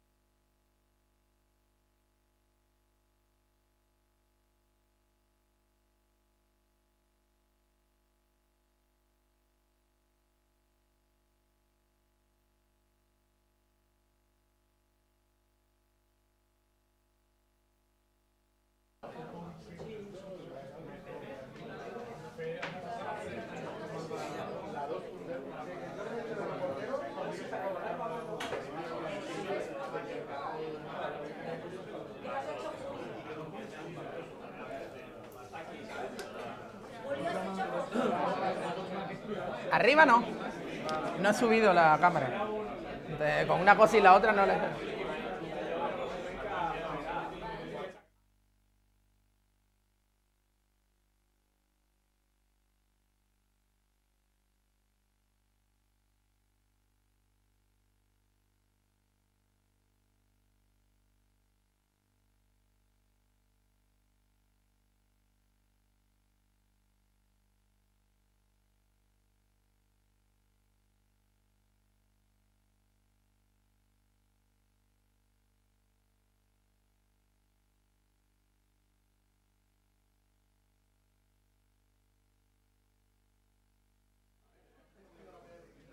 ¿Vamos?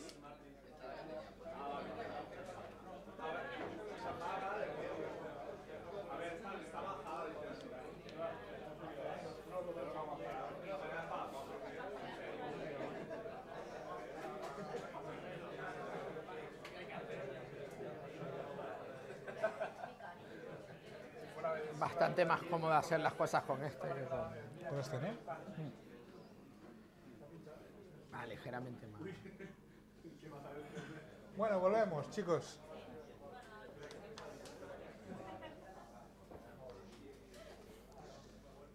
Después del café, espero que estéis todos despiertos, no como Julio. Seguiremos con el rollo este de pole bueno, pole malo, que nos queda también. ¿Paul? Paul y bueno, y bueno. Paul y malo. Festival del humor. Sí, es lo que pasa, son las Magdalenas, ¿vale? Le paso la palabra a Julio, aunque metiendo... Bueno, aquí ya sabéis que ninguno de los dos la tiene todo el tiempo. Vamos a estar interrumpiéndonos todo el rato.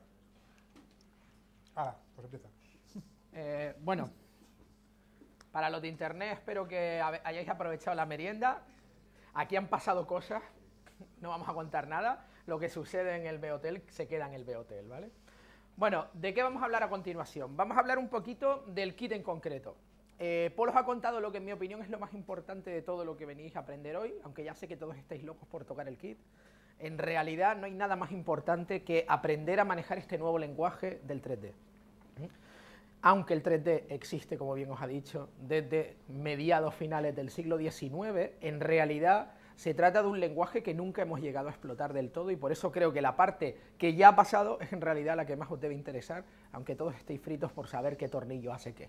Y de eso vamos a hablar a continuación. Pero, en primer lugar... Me aparto. Gracias. En primer lugar, la pregunta es ¿por qué exactamente esta combinación? ¿Por qué este rig en concreto? ¿Por qué estas cámaras en particular? Bueno, pues es un maridaje que sinceramente en Grau han pensado que viene bien por motivos bastante obvios. Ligereza. El rig junto con estas dos cámaras, como bien os ha dicho Paul antes, en total pesa 9 kilos. E insisto en que más de uno aquí ha llevado cámaras bastante más pesadas al hombro. Sí, sabemos cuándo habéis nacido. Y ¿es así? Lo sé, muchos dirán, no, yo solamente he llevado de estas, no sé ni lo que es una cámara al hombro. Bueno, pues efectivamente por ligereza, y esto implica versatilidad a la hora de moverse y según qué cosas a la hora de rodar y demás. Luego está el tema, obviamente, de las compatibilidades, de las sincronizaciones, etcétera, etcétera. Da la casualidad de que estas pequeñas cámaras, como decíamos antes, son las primeras por ahora que traen este tipo de sincronización a pesar de su tamaño. El tamaño de sensor, esto es una cosa que os llamará mucho la atención. Dice, pero si son cámaras con sensores de 1/3, ¿esto no era algo a evitar? Y demás. Bueno, depende un poquito de lo que necesitemos. Por diversos motivos, que os ha contado Paul esta mañana, nos puede venir muy bien que... Esta tarde también, ¿eh? Lo he explicado 2 veces hoy. Bueno, es verdad, gracias. Esta tarde también lo ha contado. Es que esta mañana es cuando te hacía caso. Bueno, pues, que os ha contado Paul, nos puede venir muy bien tener la mayor profundidad de campo posible. Aquí, como siempre, hay distintas opiniones, ¿vale? Con lo cual, habrá quien piense que viene mejor menos profundidad de campo, más. Realmente es bastante más cómodo. Incluso se podría decir que hay casi escuelas de pensamiento al respecto. No, básicamente es el concepto de decir, ¿qué hacemos? ¿Por qué desenfocamos los fondos? Para Si ya no hace separarlos de los falta. personajes. Hay la otra escuela de ¿por qué desenfocamos los fondos? Porque son feos, cambiad de localización, hijos míos.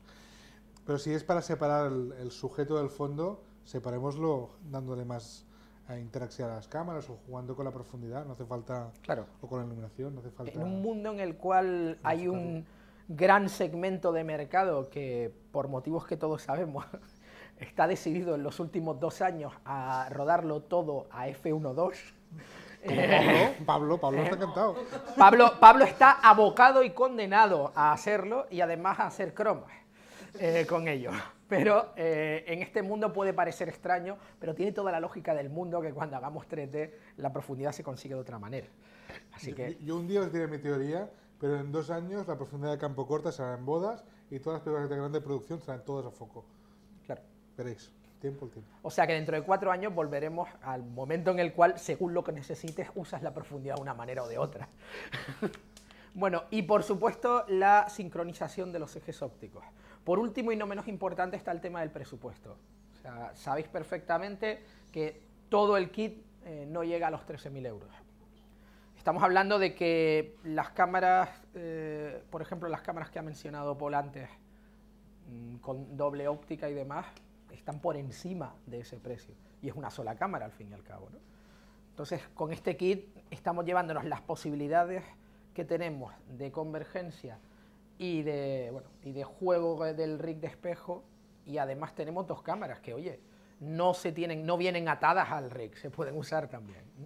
O sea que todo esto son los motivos un poquito que nos han llevado a pensar, oye, pues todo esto junto es resultón, ¿no? Queda bien, se podrían hacer cosas con ello. ¿Qué cosas se pueden hacer? Bueno, primero, hay ciertas consideraciones que tenéis que tener en cuenta con un mirror rig.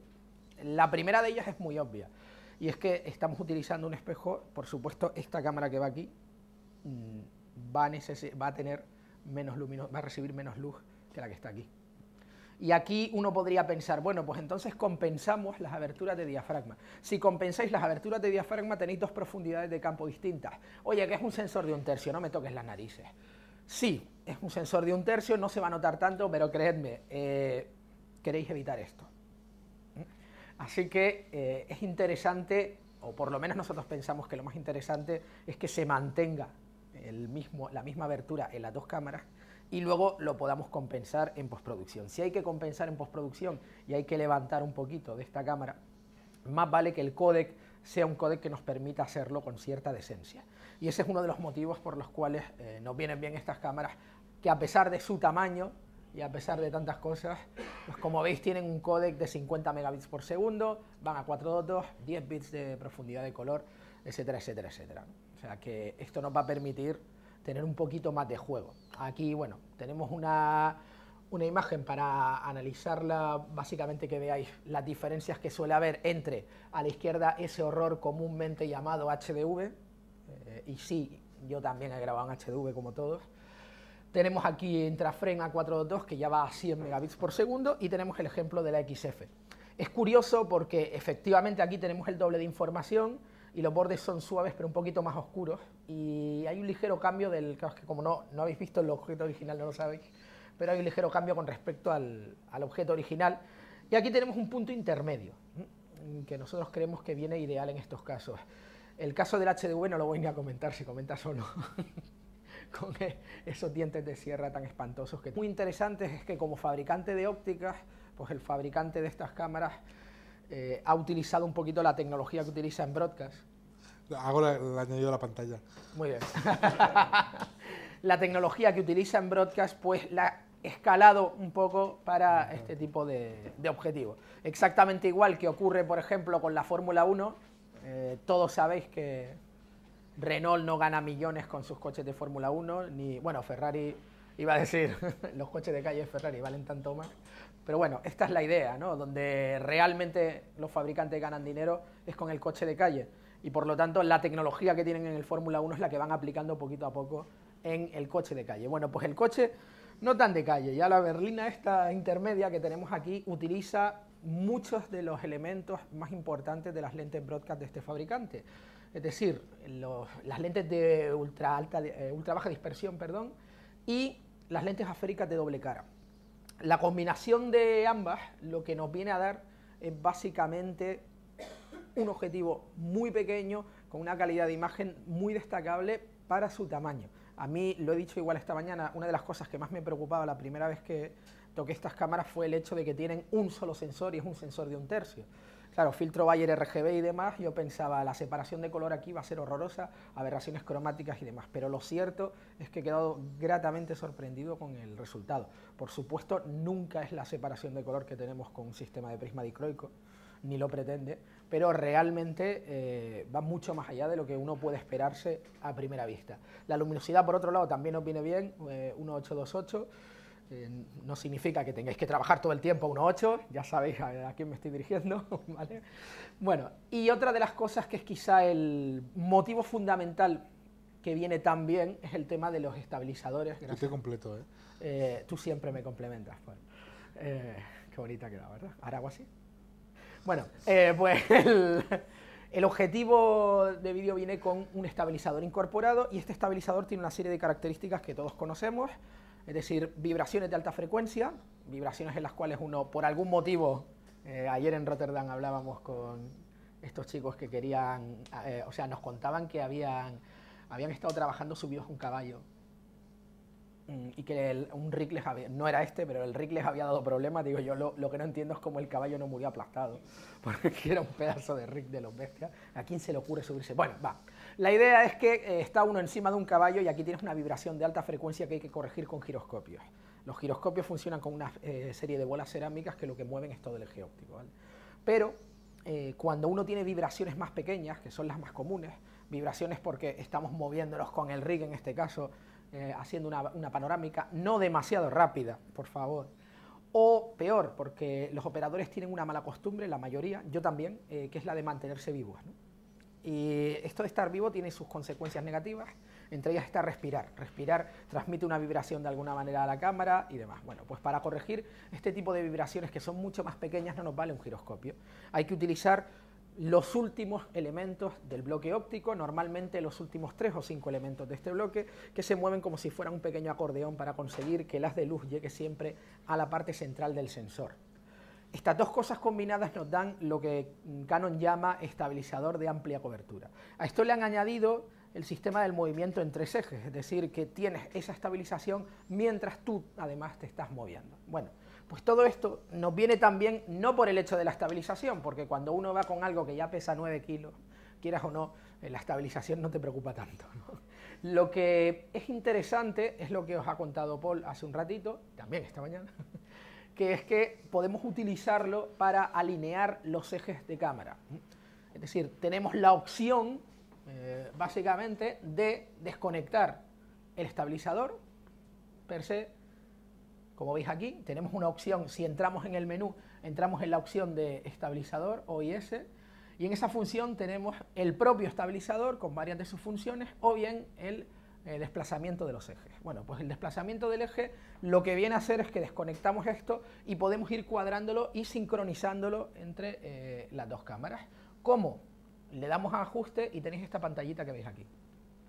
O sea, más sencillo no puede ser, es como el mecanismo de un chupete, como digo siempre. Ya veis que tenemos una serie de flechas que se van a iluminar y vais a ver aquí en qué parte estamos exactamente de la alineación. Y entonces le vamos dando a una y a otra hasta que tengamos la alineación de las dos cámaras donde nosotros queramos. Lo complicas mucho. Ya.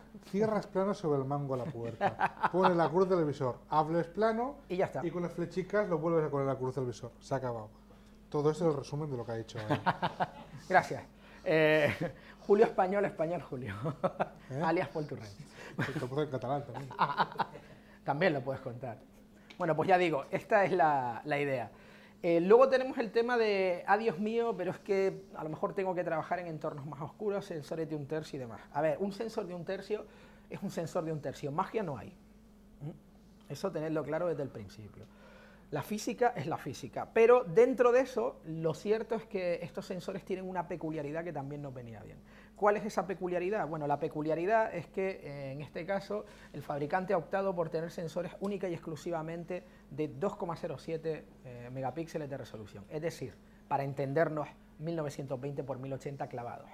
no hay que rescalar nada a la inversa, etcétera, etcétera. O sea, aquí no hay 8 megapíxeles de resolución para poder hacer fotos. Si queréis hacer fotos con las cámaras, que no es el caso de hoy, pues hombre, os van a salir unas fotos muy chulas de 2 megapíxeles, ¿vale?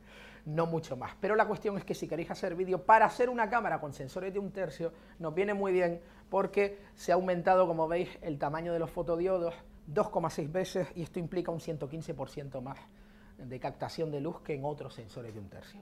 O sea que dentro de lo que cabe, e insisto que magia no es, ¿vale? Pues sigue siendo una mejor manera de captar luz. Bueno, del procesador no os voy a contar nada del otro jueves, ya sabéis que tiene una gestión muy rápida de datos y lo de la detección de caras nos la trae bastante al pairo en este caso, así que no voy a entrar en detalle, es la verdad.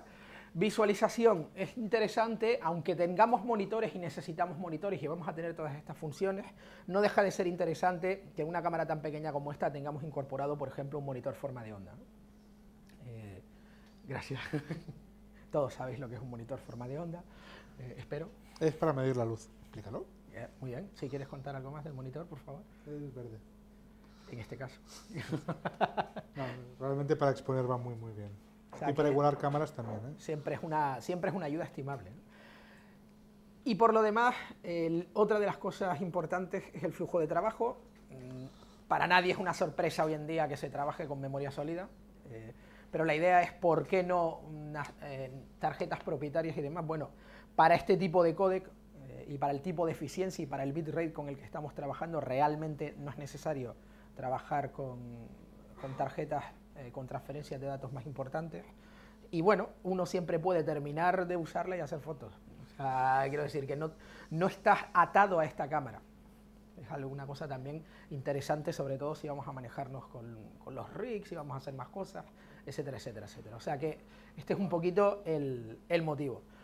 Por último, obvio, no nos serviría esto de nada si no tuviéramos J-Lock en las cámaras. Y no nos serviría de nada si no tuviéramos salida de componentes. Y no nos serviría de nada si no pudiéramos monitorizar por HDSDI, ¿vale? Entonces... Parece una tontería, pero llegados al mundo de SLR, si enciendes un monitor y enciendes la cámara, el visor sigue funcionando. Sí, es que interesante esto. Parece mentira que lo tenemos que decir, pero llega a un punto y no hay pillar box. Esto también había que decirlo. O sea que... tenga dudas, es una cámara de vídeo, no es una cámara de fotos que te vídeo. Efectivamente. Esto nos permite, además, lo más curioso de todo, es que incluso, si no queréis tener 205, por ejemplo, porque dice, bueno, ¿y para qué quiero J-Lock en las dos? Pues efectivamente podéis combinar una 100 y una 105, por ejemplo, o por ejemplo una X1 y una X3, porque la cuestión es que la que tiene que tener J-Lock es la cámara esclava, pero la Master no, porque la sacamos por componentes. O sea que podríamos tranquilamente hacer esa combinación y todavía sería más barato. Yo lo dejo ahí, o sea que es otra opción. Estos son los motivos por los cuales todo esto. Luego, los archivos se graban en MXF, es un estándar que tiene ya no sé ni cuántos años. Yo era joven. Imagínate. O sea que esta es la idea, ¿vale? Compatible desde el primer día con todos estos programas. Sí, en Final Cut necesitáis hacer log and transfer. A día de hoy, la semana que viene, no lo sé. Pero esta es la idea, pero afortunadamente tenemos el plugin incluido en el disco que viene con las cámaras, con lo cual, en ese sentido, no tenéis problemas. Y esto en cuanto a las cámaras en sí. Particularidades que nos vienen bien o que viene bien que conozcamos de los rigs. Bueno, aparte de su peso y demás, tenemos determinadas funciones que podemos alterar con el rig o determinados movimientos que tenemos en el rig. El primero, básicamente, es alinear las cámaras. Alineamos las cámaras empezando alineando las lentes. ¿Y cómo lo hacemos? Pues miramos por el espejo. Es más fácil, pero con eso. Bueno, sí. Bueno, no sé si veis aquí el espejo, si os agacháis un poquito, os podéis levantar y venir, que no hace falta que estéis ahí. Podéis ver directamente esta lente y esta lente reflejada. Y entonces podemos alinearlas las dos. Normalmente la primera alineación de rig, evidentemente, luego se completa con monitor y herramientas de ayuda. La más cómoda es poner la interaxial a 0. Tú ves las dos lentes como se superponen una encima de otra y con una linterna hacer los recorridos de zoom de las ópticas, con lo cual puedes ver si, por ejemplo, la óptica queda que ves todo el tramo óptico con la punta al final, puedes ver si están con problemas de tilt o no. Esa es la primera aproximación. Luego hay que empezar a hacer Lo ideal es lo que decíamos antes, un monitor con anaglifo y empezar a acabar de hacer los ajustes, sobre todo si tienes un problema de altura, si tienes un problema de que la cámara está girada. Bueno, o sea, que hacéis esto primero, las vais ajustando hasta que queden parejas y luego directamente lo único que tenéis que hacer es usar la estafa del mismo trípode, ir cuadrándolas en distancia. Una vez que están cuadrados estos dos puntos es cuando nos metemos a mirar, por ejemplo, el monitor. Es recomendable empezar a cuadrar la parte central del monitor. ¿Por qué? Porque normalmente, aunque estén, igual que os ha contado antes Paul, del tema de cómo cuadrar las ópticas y demás, con el zoom tenemos exactamente el mismo problema. Incluso con las dos cámaras en la misma posición de zoom es posible que no estén exactamente igual, y la manera más exacta de saber si hay un problema de falta de sincronización entre los dos zoom es que nosotros cuadremos el centro de la imagen, y si seguimos teniendo defectos que vemos con el anaglifo en los extremos, es que ahí hay una diferencia de zoom, dependiendo de cómo sea, claro, también puede ser de altura, etcétera, etcétera. Cuadramos los zooms y luego está el tema de la altura. ¿Qué pasa si las cámaras están a distinta altura y demás? La mayoría de los rigs tienen una función aparte, algún tipo de botón aparte, o incluso lo tienen motorizado para alterar la altura de las cámaras, con lo cual pues podemos estar cambiando el plano, el eje, etcétera, etcétera. Aquí es mucho más sencillo. Lo único que tenemos que hacer es directamente darle a estos tornillitos, que lo que hacen es modificar el espejo. El espejo está colocado, está ajustado en 3 puntos únicamente. Estos 2 puntos de aquí y este de aquí. ¿Por qué no se ha ajustado más arriba? ¿Por qué? Porque de esta manera, si hacemos el cambio en el espejo, siempre estamos con respecto al eje óptico. Si está más arriba, al cambiarlo, tendríamos que volver a alterar la altura de la cámara, el no sé qué, no nos serviría de nada, ¿vale? Este es el motivo por el cual está sujeto única y exclusivamente en estos 3 puntos, que es lo que nos interesa, aparte de que hace que el rig sea más ligero. Y no os preocupéis que al espejo no le pasa nada. Hay preocupaciones varias sobre mantenimiento del espejo. Regla básica número 1, no lo facturéis suelto en un avión. Regla básica número 2, los espejos hay que limpiarlos, ¿vale? Hay que limpiarlos porque cualquier pequeño pelo, en 3D puede ser bastante dramático, puede adquirir personalidad propia y convertirse en su propia película. Cuando vayáis a limpiar un espejo de estos, sinceramente, no apretéis. No apretéis a la hora de limpiar, simplemente pasar el paño. ¿Por qué? Porque hay distintos tipos de espejos. Hay espejos que se llaman metálicos, este tipo es orgánico. El tipo orgánico tiene un revestimiento extremadamente suave, que en el mismo momento en que se hace el espejo y se ponen las condiciones del espejo, se utilizan esos elementos para el revestimiento. Si nosotros realmente limpiamos con fuerza, nos podemos cargar todo el revestimiento y adiós utilidad al espejo. O sea que simplemente limpiando, si puede ser en seco. En el peor de los casos siempre podéis usar una solución limpiadora. Hay soluciones en el mercado tranquilamente para los espejos orgánicos. No es nada extraño ni altamente nuclear ni nada por el estilo, por lo menos mientras no venga de ciertos sitios, así que no hay problema, ¿vale? Y luego, una vez que hemos hecho esto, que tenemos cuadrado básicamente los puntos que hemos dicho de la convergencia, tenemos la distancia, tenemos todo, otra de las cosas que hay que mirar es el tema del rol, ¿vale? Puede que haya una cámara que esté con respecto a la otra, esté ligeramente fuera del eje en este sentido. Aquí no tiene nada que ver con las distancias, y esto, como es convergencia, es lo único que en realidad, de verdad, se puede arreglar en postproducción sin ningún problema. Con lo cual, muchos de los rigs que hay en el mercado, que son mucho más grandes y mucho más pesados, ni siquiera corrigen esto porque consideran que tampoco hay necesidad. Es verdad que se puede hacer en postproducción, es la única corrección que realmente, insisto, se puede hacer en postproducción sin problema, siempre y cuando la resolución de tus cámaras sea mayor que la resolución final que quieres en tu película. Cuidado con esto, obviamente, ¿vale?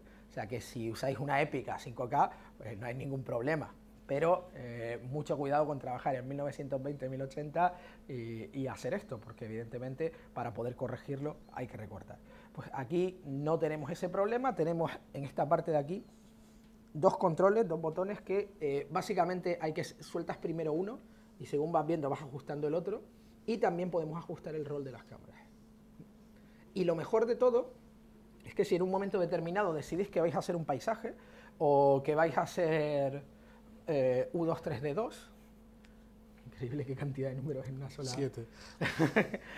Y todo este tipo de historias, vais a hacer algún plano que está muy lejano, lo hemos hablado antes, El tema de que uno tenga montañas al fondo, de que tenga un escenario muy lejano, todo esto, a esa distancia, tu ojo realmente está viendo en 2D y vas a ver 2D, de manera que la profundidad te la tienes que inventar, de una manera irreal, pero que puede quedar bien y puede quedar chula si el efecto es ese y si lo que buscas es eso. Para eso hay que hacer side by side. Y si hay que hacer side by side, lo más gracioso de todo es que lo podemos hacer con el mismo rig, porque este es exactamente este rig. Lo único que hemos hecho es retirar esta pieza de aquí, cambiar el plato de sitio y ponerlo aquí, y ya tenemos un rig en side by side. No es una cosa que vayamos a hacer en 35 segundos, pero sí en 6 minutos, y todo en el mismo dispositivo. Entonces, la combinación de estas cosas viene muy bien. Otra de las preguntas que os podéis hacer es, oye, ¿no necesitaría yo una guía o algo? Bueno, pues tiene una guía magnética, o sea, no puede ser más sencillo, se coloca tranquilamente tanto en la configuración side by side como en la configuración de espejo. Es que mis amigos dicen que hay que usar los motorizados y demás. Bueno, hay ocasiones en que es necesario motorizar. Poníamos el ejemplo de antes, otra vez del concierto de U2, es decir, bueno, es que tengo a Bono allí al fondo, extremadamente plano. Bono, por favor, saluda. No lo estáis viendo, pero ha mandado un saludo cariñoso. Bien, pues el tema es que como está extremadamente plano, está como su voz, dice uno, ¿cómo hacemos para que este señor destaque un poquito?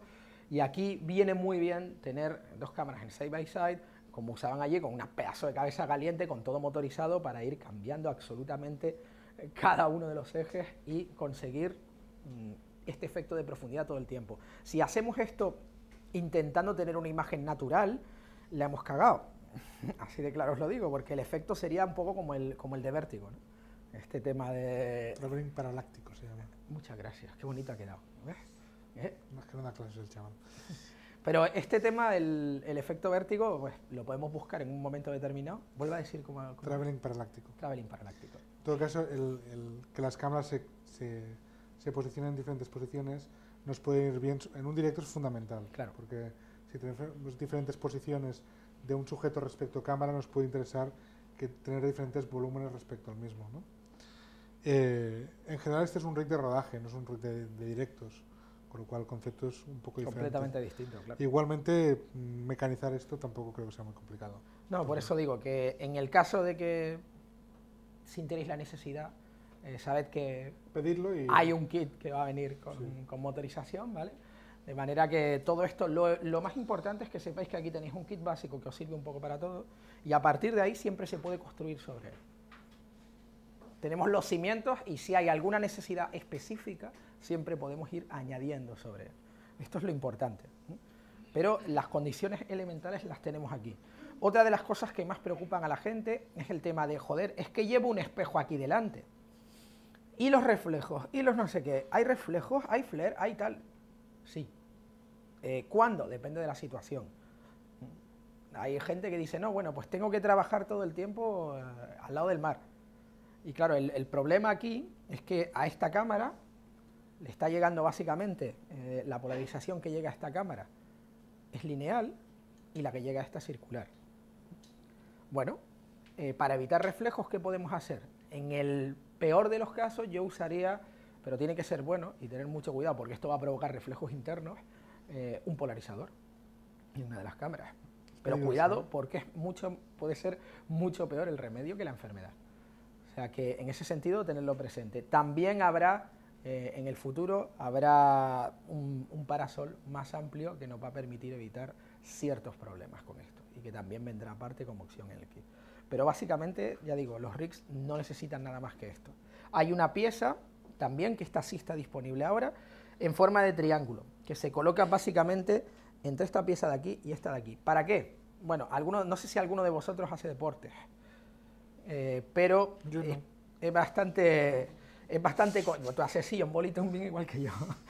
Es bastante preocupante cuando uno está haciendo fútbol, que cuando tienes la típica valla adelante y demás y tienes un plano en el que tienes que hacer esto ligeramente. Uy, nos hemos encontrado con esto, con el trípode. Pues bien, esta pieza, que parece una chorrada, se coloca aquí, esto queda, claro, la posición natural quedaría así, de manera que cuando lo equilibramos tenemos hueco de sobra para hacer este tipo de movimiento. Y no es más que un accesorio vulgar y corriente que se coloca de nuevo en 35 segundos y va ampliando. O sea que lo más interesante de este rig es que es desde el principio un rig modular y está pensado para ir satisfaciendo distintas necesidades. Esa no, ¿vale? Pero todas las demás yo creo que las podemos tener bien resueltas. Entonces, sin más, yo os invitaría a que vinierais aquí, vierais las pruebas de cámara que ha hecho Paul y... No, juguetead primero con los rigs y luego ponemos. Y toqueteáis los rigs. Toqueteáis, que es lo más fácil. Desgraciadamente, los que no habéis venido, no podéis hacer Vais esta a ver parte. puros. Pero no os preocupéis que habrá futuras presentaciones y cursos de esto. Pues. ¿Sí? Si existen filtros protectores para estas cámaras. Yo no he visto. Ahí nos comentaba el ¿Sabéis diseñador. filtros? No. Para que sí, no. No, yo la respuesta que nos dio, creo que fue Tiffen, es que si queremos un filtro así, nos lo construyen. Lo vais a pagar, pero construirlo nos lo construyen, para colocarlo delante. Claro. Porque podría generar, para mí, más reflejos, más problemas. La tendencia es no filtrar. Si tienes que filtrar, de rosca y a la óptica. Pero mejor no filtrar. Anteayer estuvimos hablando con el diseñador del rig, que estuvimos allí en Rotterdam con él para una serie de historias, y nos contaba que efectivamente había algunas soluciones directamente de cristal completo delante y que era muchísimo peor porque los reflejos se multiplicaban. Es una cosa tremenda. Entonces, es verdad, o sea, Paul os lo ha dejado muy claro, realmente es peor el remedio que la enfermedad. Yo creo, cuando estemos haciendo 3D con este tipo de mirror, igual que hay que cambiar el chip con respecto al lenguaje, con respecto a las constancias perceptivas, también hay que cambiar el chip con respecto a la manera de operar. O sea, hay cosas que se pueden hacer, cosas que se pueden hacer con mayor dificultad y cosas que directamente no se pueden hacer. Vamos a tener que tener más cuidado con algunas cosas, ¿no? Pues, de nuevo, anteayer un operador nos preguntaba, es que esto del espejo me parece muy endeble para rodar en helicóptero. Para rodar en helicóptero no ruedas con un espejo. Esa es la idea. Directamente. Claro. Entonces, tened presente eso, hay una serie de límites, ¿no? Igual que antes hablábamos de que uno no puede hacer en 3D, da igual en el sistema que utilizáis, un barrido a toda velocidad porque en un cambio de plano el cerebro necesita nada menos, que en vídeo esto es muchísimo tiempo, nada menos que un segundo para adaptarse a cada cambio de plano. O sea, que un barrido a toda velocidad te marea tremendamente, un cambio de plano constante. O sea, yo siempre pongo el ejemplo, digo, uno no puede coger y convertir la parte final de uno de los nuestros a 3D pues sin vender bolsas de mareo en el cine. Esta es la idea, o sea, tened en cuenta que hay que cambiar todo, la manera de funcionar, la manera de gestionar las cosas y la manera de operar. Dentro de... así es como funciona. O sea, que somos nosotros los que nos tenemos primero que adaptar un poco a las necesidades del formato en concreto y luego ya pensar e ir más allá, que yo creo que es lo más interesante y que es lo que os he estado contando Paul antes. Es decir, aquí hay un mundo todavía por descubrir, porque el 3D puede existir desde el siglo XIX, pero no hemos sido capaces, porque no hemos prestado el suficiente interés durante el suficiente tiempo, no hemos sido capaces de crear un lenguaje codificado completo para el 3D. Existe un lenguaje cinematográfico de 2D que no tiene nada que ver. Sí. Es una posibilidad. Igual podemos hacer una sesión, y esto grabo, hablar de narrativa, porque la narrativa es otro mundo. O sea, hoy hemos hablado un poco de introducción, hemos hablado de términos, pero por ejemplo yo os planteo una cosa, veo mucho operador por aquí, encuadráis con la regla de los tercios, entiendo, ¿no? Sabéis lo que es, ¿no? Dividimos la pantalla en dos verticales y horizontales y hay los puntos de interés. Pensad si esto funciona en 3D o no. Y os digo yo que no. ¿Por qué? Porque tú encuadras con la regla de los tercios y fuera de la regla de los tercios pones un jarrón aquí fuera de la pantalla. Decidme qué tiene más interés. O sea que otro día podemos hablar más de narrativa, de cómo rodar, pero más sobre la teoría de cómo se aplica la narrativa, ¿no? Pero en vez de los tercios habría que hablar del cubo de Rubik, ¿no? Sí. La pirámide de Rubik. Sí. Bien, preguntan desde Sevilla dónde pueden encontrar camisetas. ¿Cuál es mi cámara?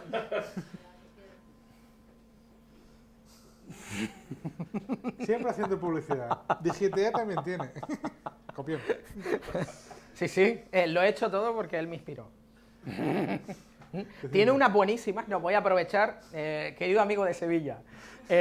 Paul tiene una camiseta que yo estoy enamorado de ella, es un histograma con el valor de 2,55 totalmente en alza y pone "me tenéis quemado". Me encanta, esa me encanta. También tiene una con el valor a la izquierda y pone "esto ya pasa de castaño oscuro", ¿no? Sí, pero un momento teletienda lo podemos obviar. Gracias. Merchandising después. Me preguntan también aquí, ¿Cuánta gente, por Dios? con estas cámaras. ¿Qué pasa si se tiran zoom? Simultáneamente, dices. No, o sea, el tema es que tú puedes situar en distintos momentos del zoom, pero a día de hoy la sincronización no llega a eso. Hay un adaptador de lance Sí. que yo lo he probado con otras cámaras, habría que probarlo con esto, es que lo hace. Hay distintos. Pero hay que probarlo. O sea, y carísimos, por cierto. teniendo el eje óptico clavado, es posible que sí. O sea, es posible que sí. Pero vamos, que Es con la cámara posible. directamente... Es posible no. que... Eso sí, Sí. cuadrarlo directamente sí, porque la cámara te va a dar información numérica de dónde está el zoom. Sí, Eso pero sí, que- pero vamos, que no... Un poco más para Julio, por el tema de las cámaras. Comentabas que utilizaba para alinear el eje óptico de las cámaras el estabilizador. Sí, ¿Significa eso que se desactiva la estabilización óptica? O sea, no necesariamente. Necesariamente, porque si no sería imposible que pudieras alinear nada, porque al segundo siguiente ya te está cambiando algo. Sí. Lo que vale es lo que dice Julio, que en el momento que la montas en un rig, es Claro. como cuando montas un Genus en una 5D, ¿sabes? Que ya llevas todo un estativo, si vas a tener un cámara en mano con esto. Hay que balancearlo, de hecho también, no lo he dicho, pero sale un adaptador para hacer cámaras en manos con este equipo. Nosotros, Pablo hizo el apaño con la almohada, que os invito a verla, no es tan fea como dice. Y los dibujitos, no he dicho fea, tiene unos Bueno. dibujitos preciosos. Pero, vintage, pero se puede hacer. Entonces, claro, el mismo rig, si está contrapesado, es como llevar una cámara grande de 9 kilos. Será de más, porque si son 9 y te caen algunos por delante, piensa que será 11 kilos. Pero que... Para compensar, bueno, siempre tenéis, tened en cuenta que este plato que tenéis aquí es un plato para accesorios. O sea, aquí podemos montar baterías, podemos montar de todo. Y pensar, tenedores... Guitarras eléctricas, lo que queráis. El tema del foco, las ópticas son de estas sin fin o tienen topes. Es decir, para poder poner un solo foco. No, estas son sin fin. Estas son sin fin, sí. Sí. Lo que pasa que, pero con un tercio de pulgada, estás a foco siempre, ¿eh? Claro. O sea, o las distancias realmente, el cambio de foco es poco probable. Por suerte o por desgracia, según cómo se mire. ¿Más cositas? ¿Alguna pregunta desde la web? ¿Estáis a tiempo? Qué gracia eso de internet. De golpe... ¿Qué invento? Sí, esto del 3D es como muy nuevo, pero veo que molas, ¿eh? Oye, os prometo que el próximo webcast lo vamos a intentar en 3D. Pues sí, sería una idea Vale. interesante. Pues oye, levantaos. Hala, venid a los venid rigs, todos para acá, que y lo a más los de importante es que internet toquéis. Vais a ver culos ahora, o sea que... Qué buen rollo. Subió los pantalones cuando vengáis. Qué raro, esta mañana antes de que dijéramos esto ya teníamos a un muro de gente aquí. Así. Descalibrando cámaras. Yo sé que vosotros habéis aprovechado todos los descansos para hacerlo, pero sigue siendo Jugad. interesante.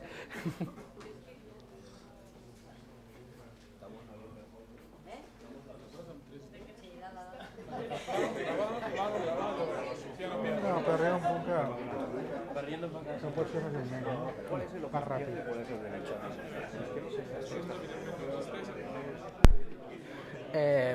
Depende de cuál quieras utilizar. Ah, bueno, no, Claro, es que esa es la idea, ¿no? No, porque este también se puede desplazar o solo se desplaza este de aquí.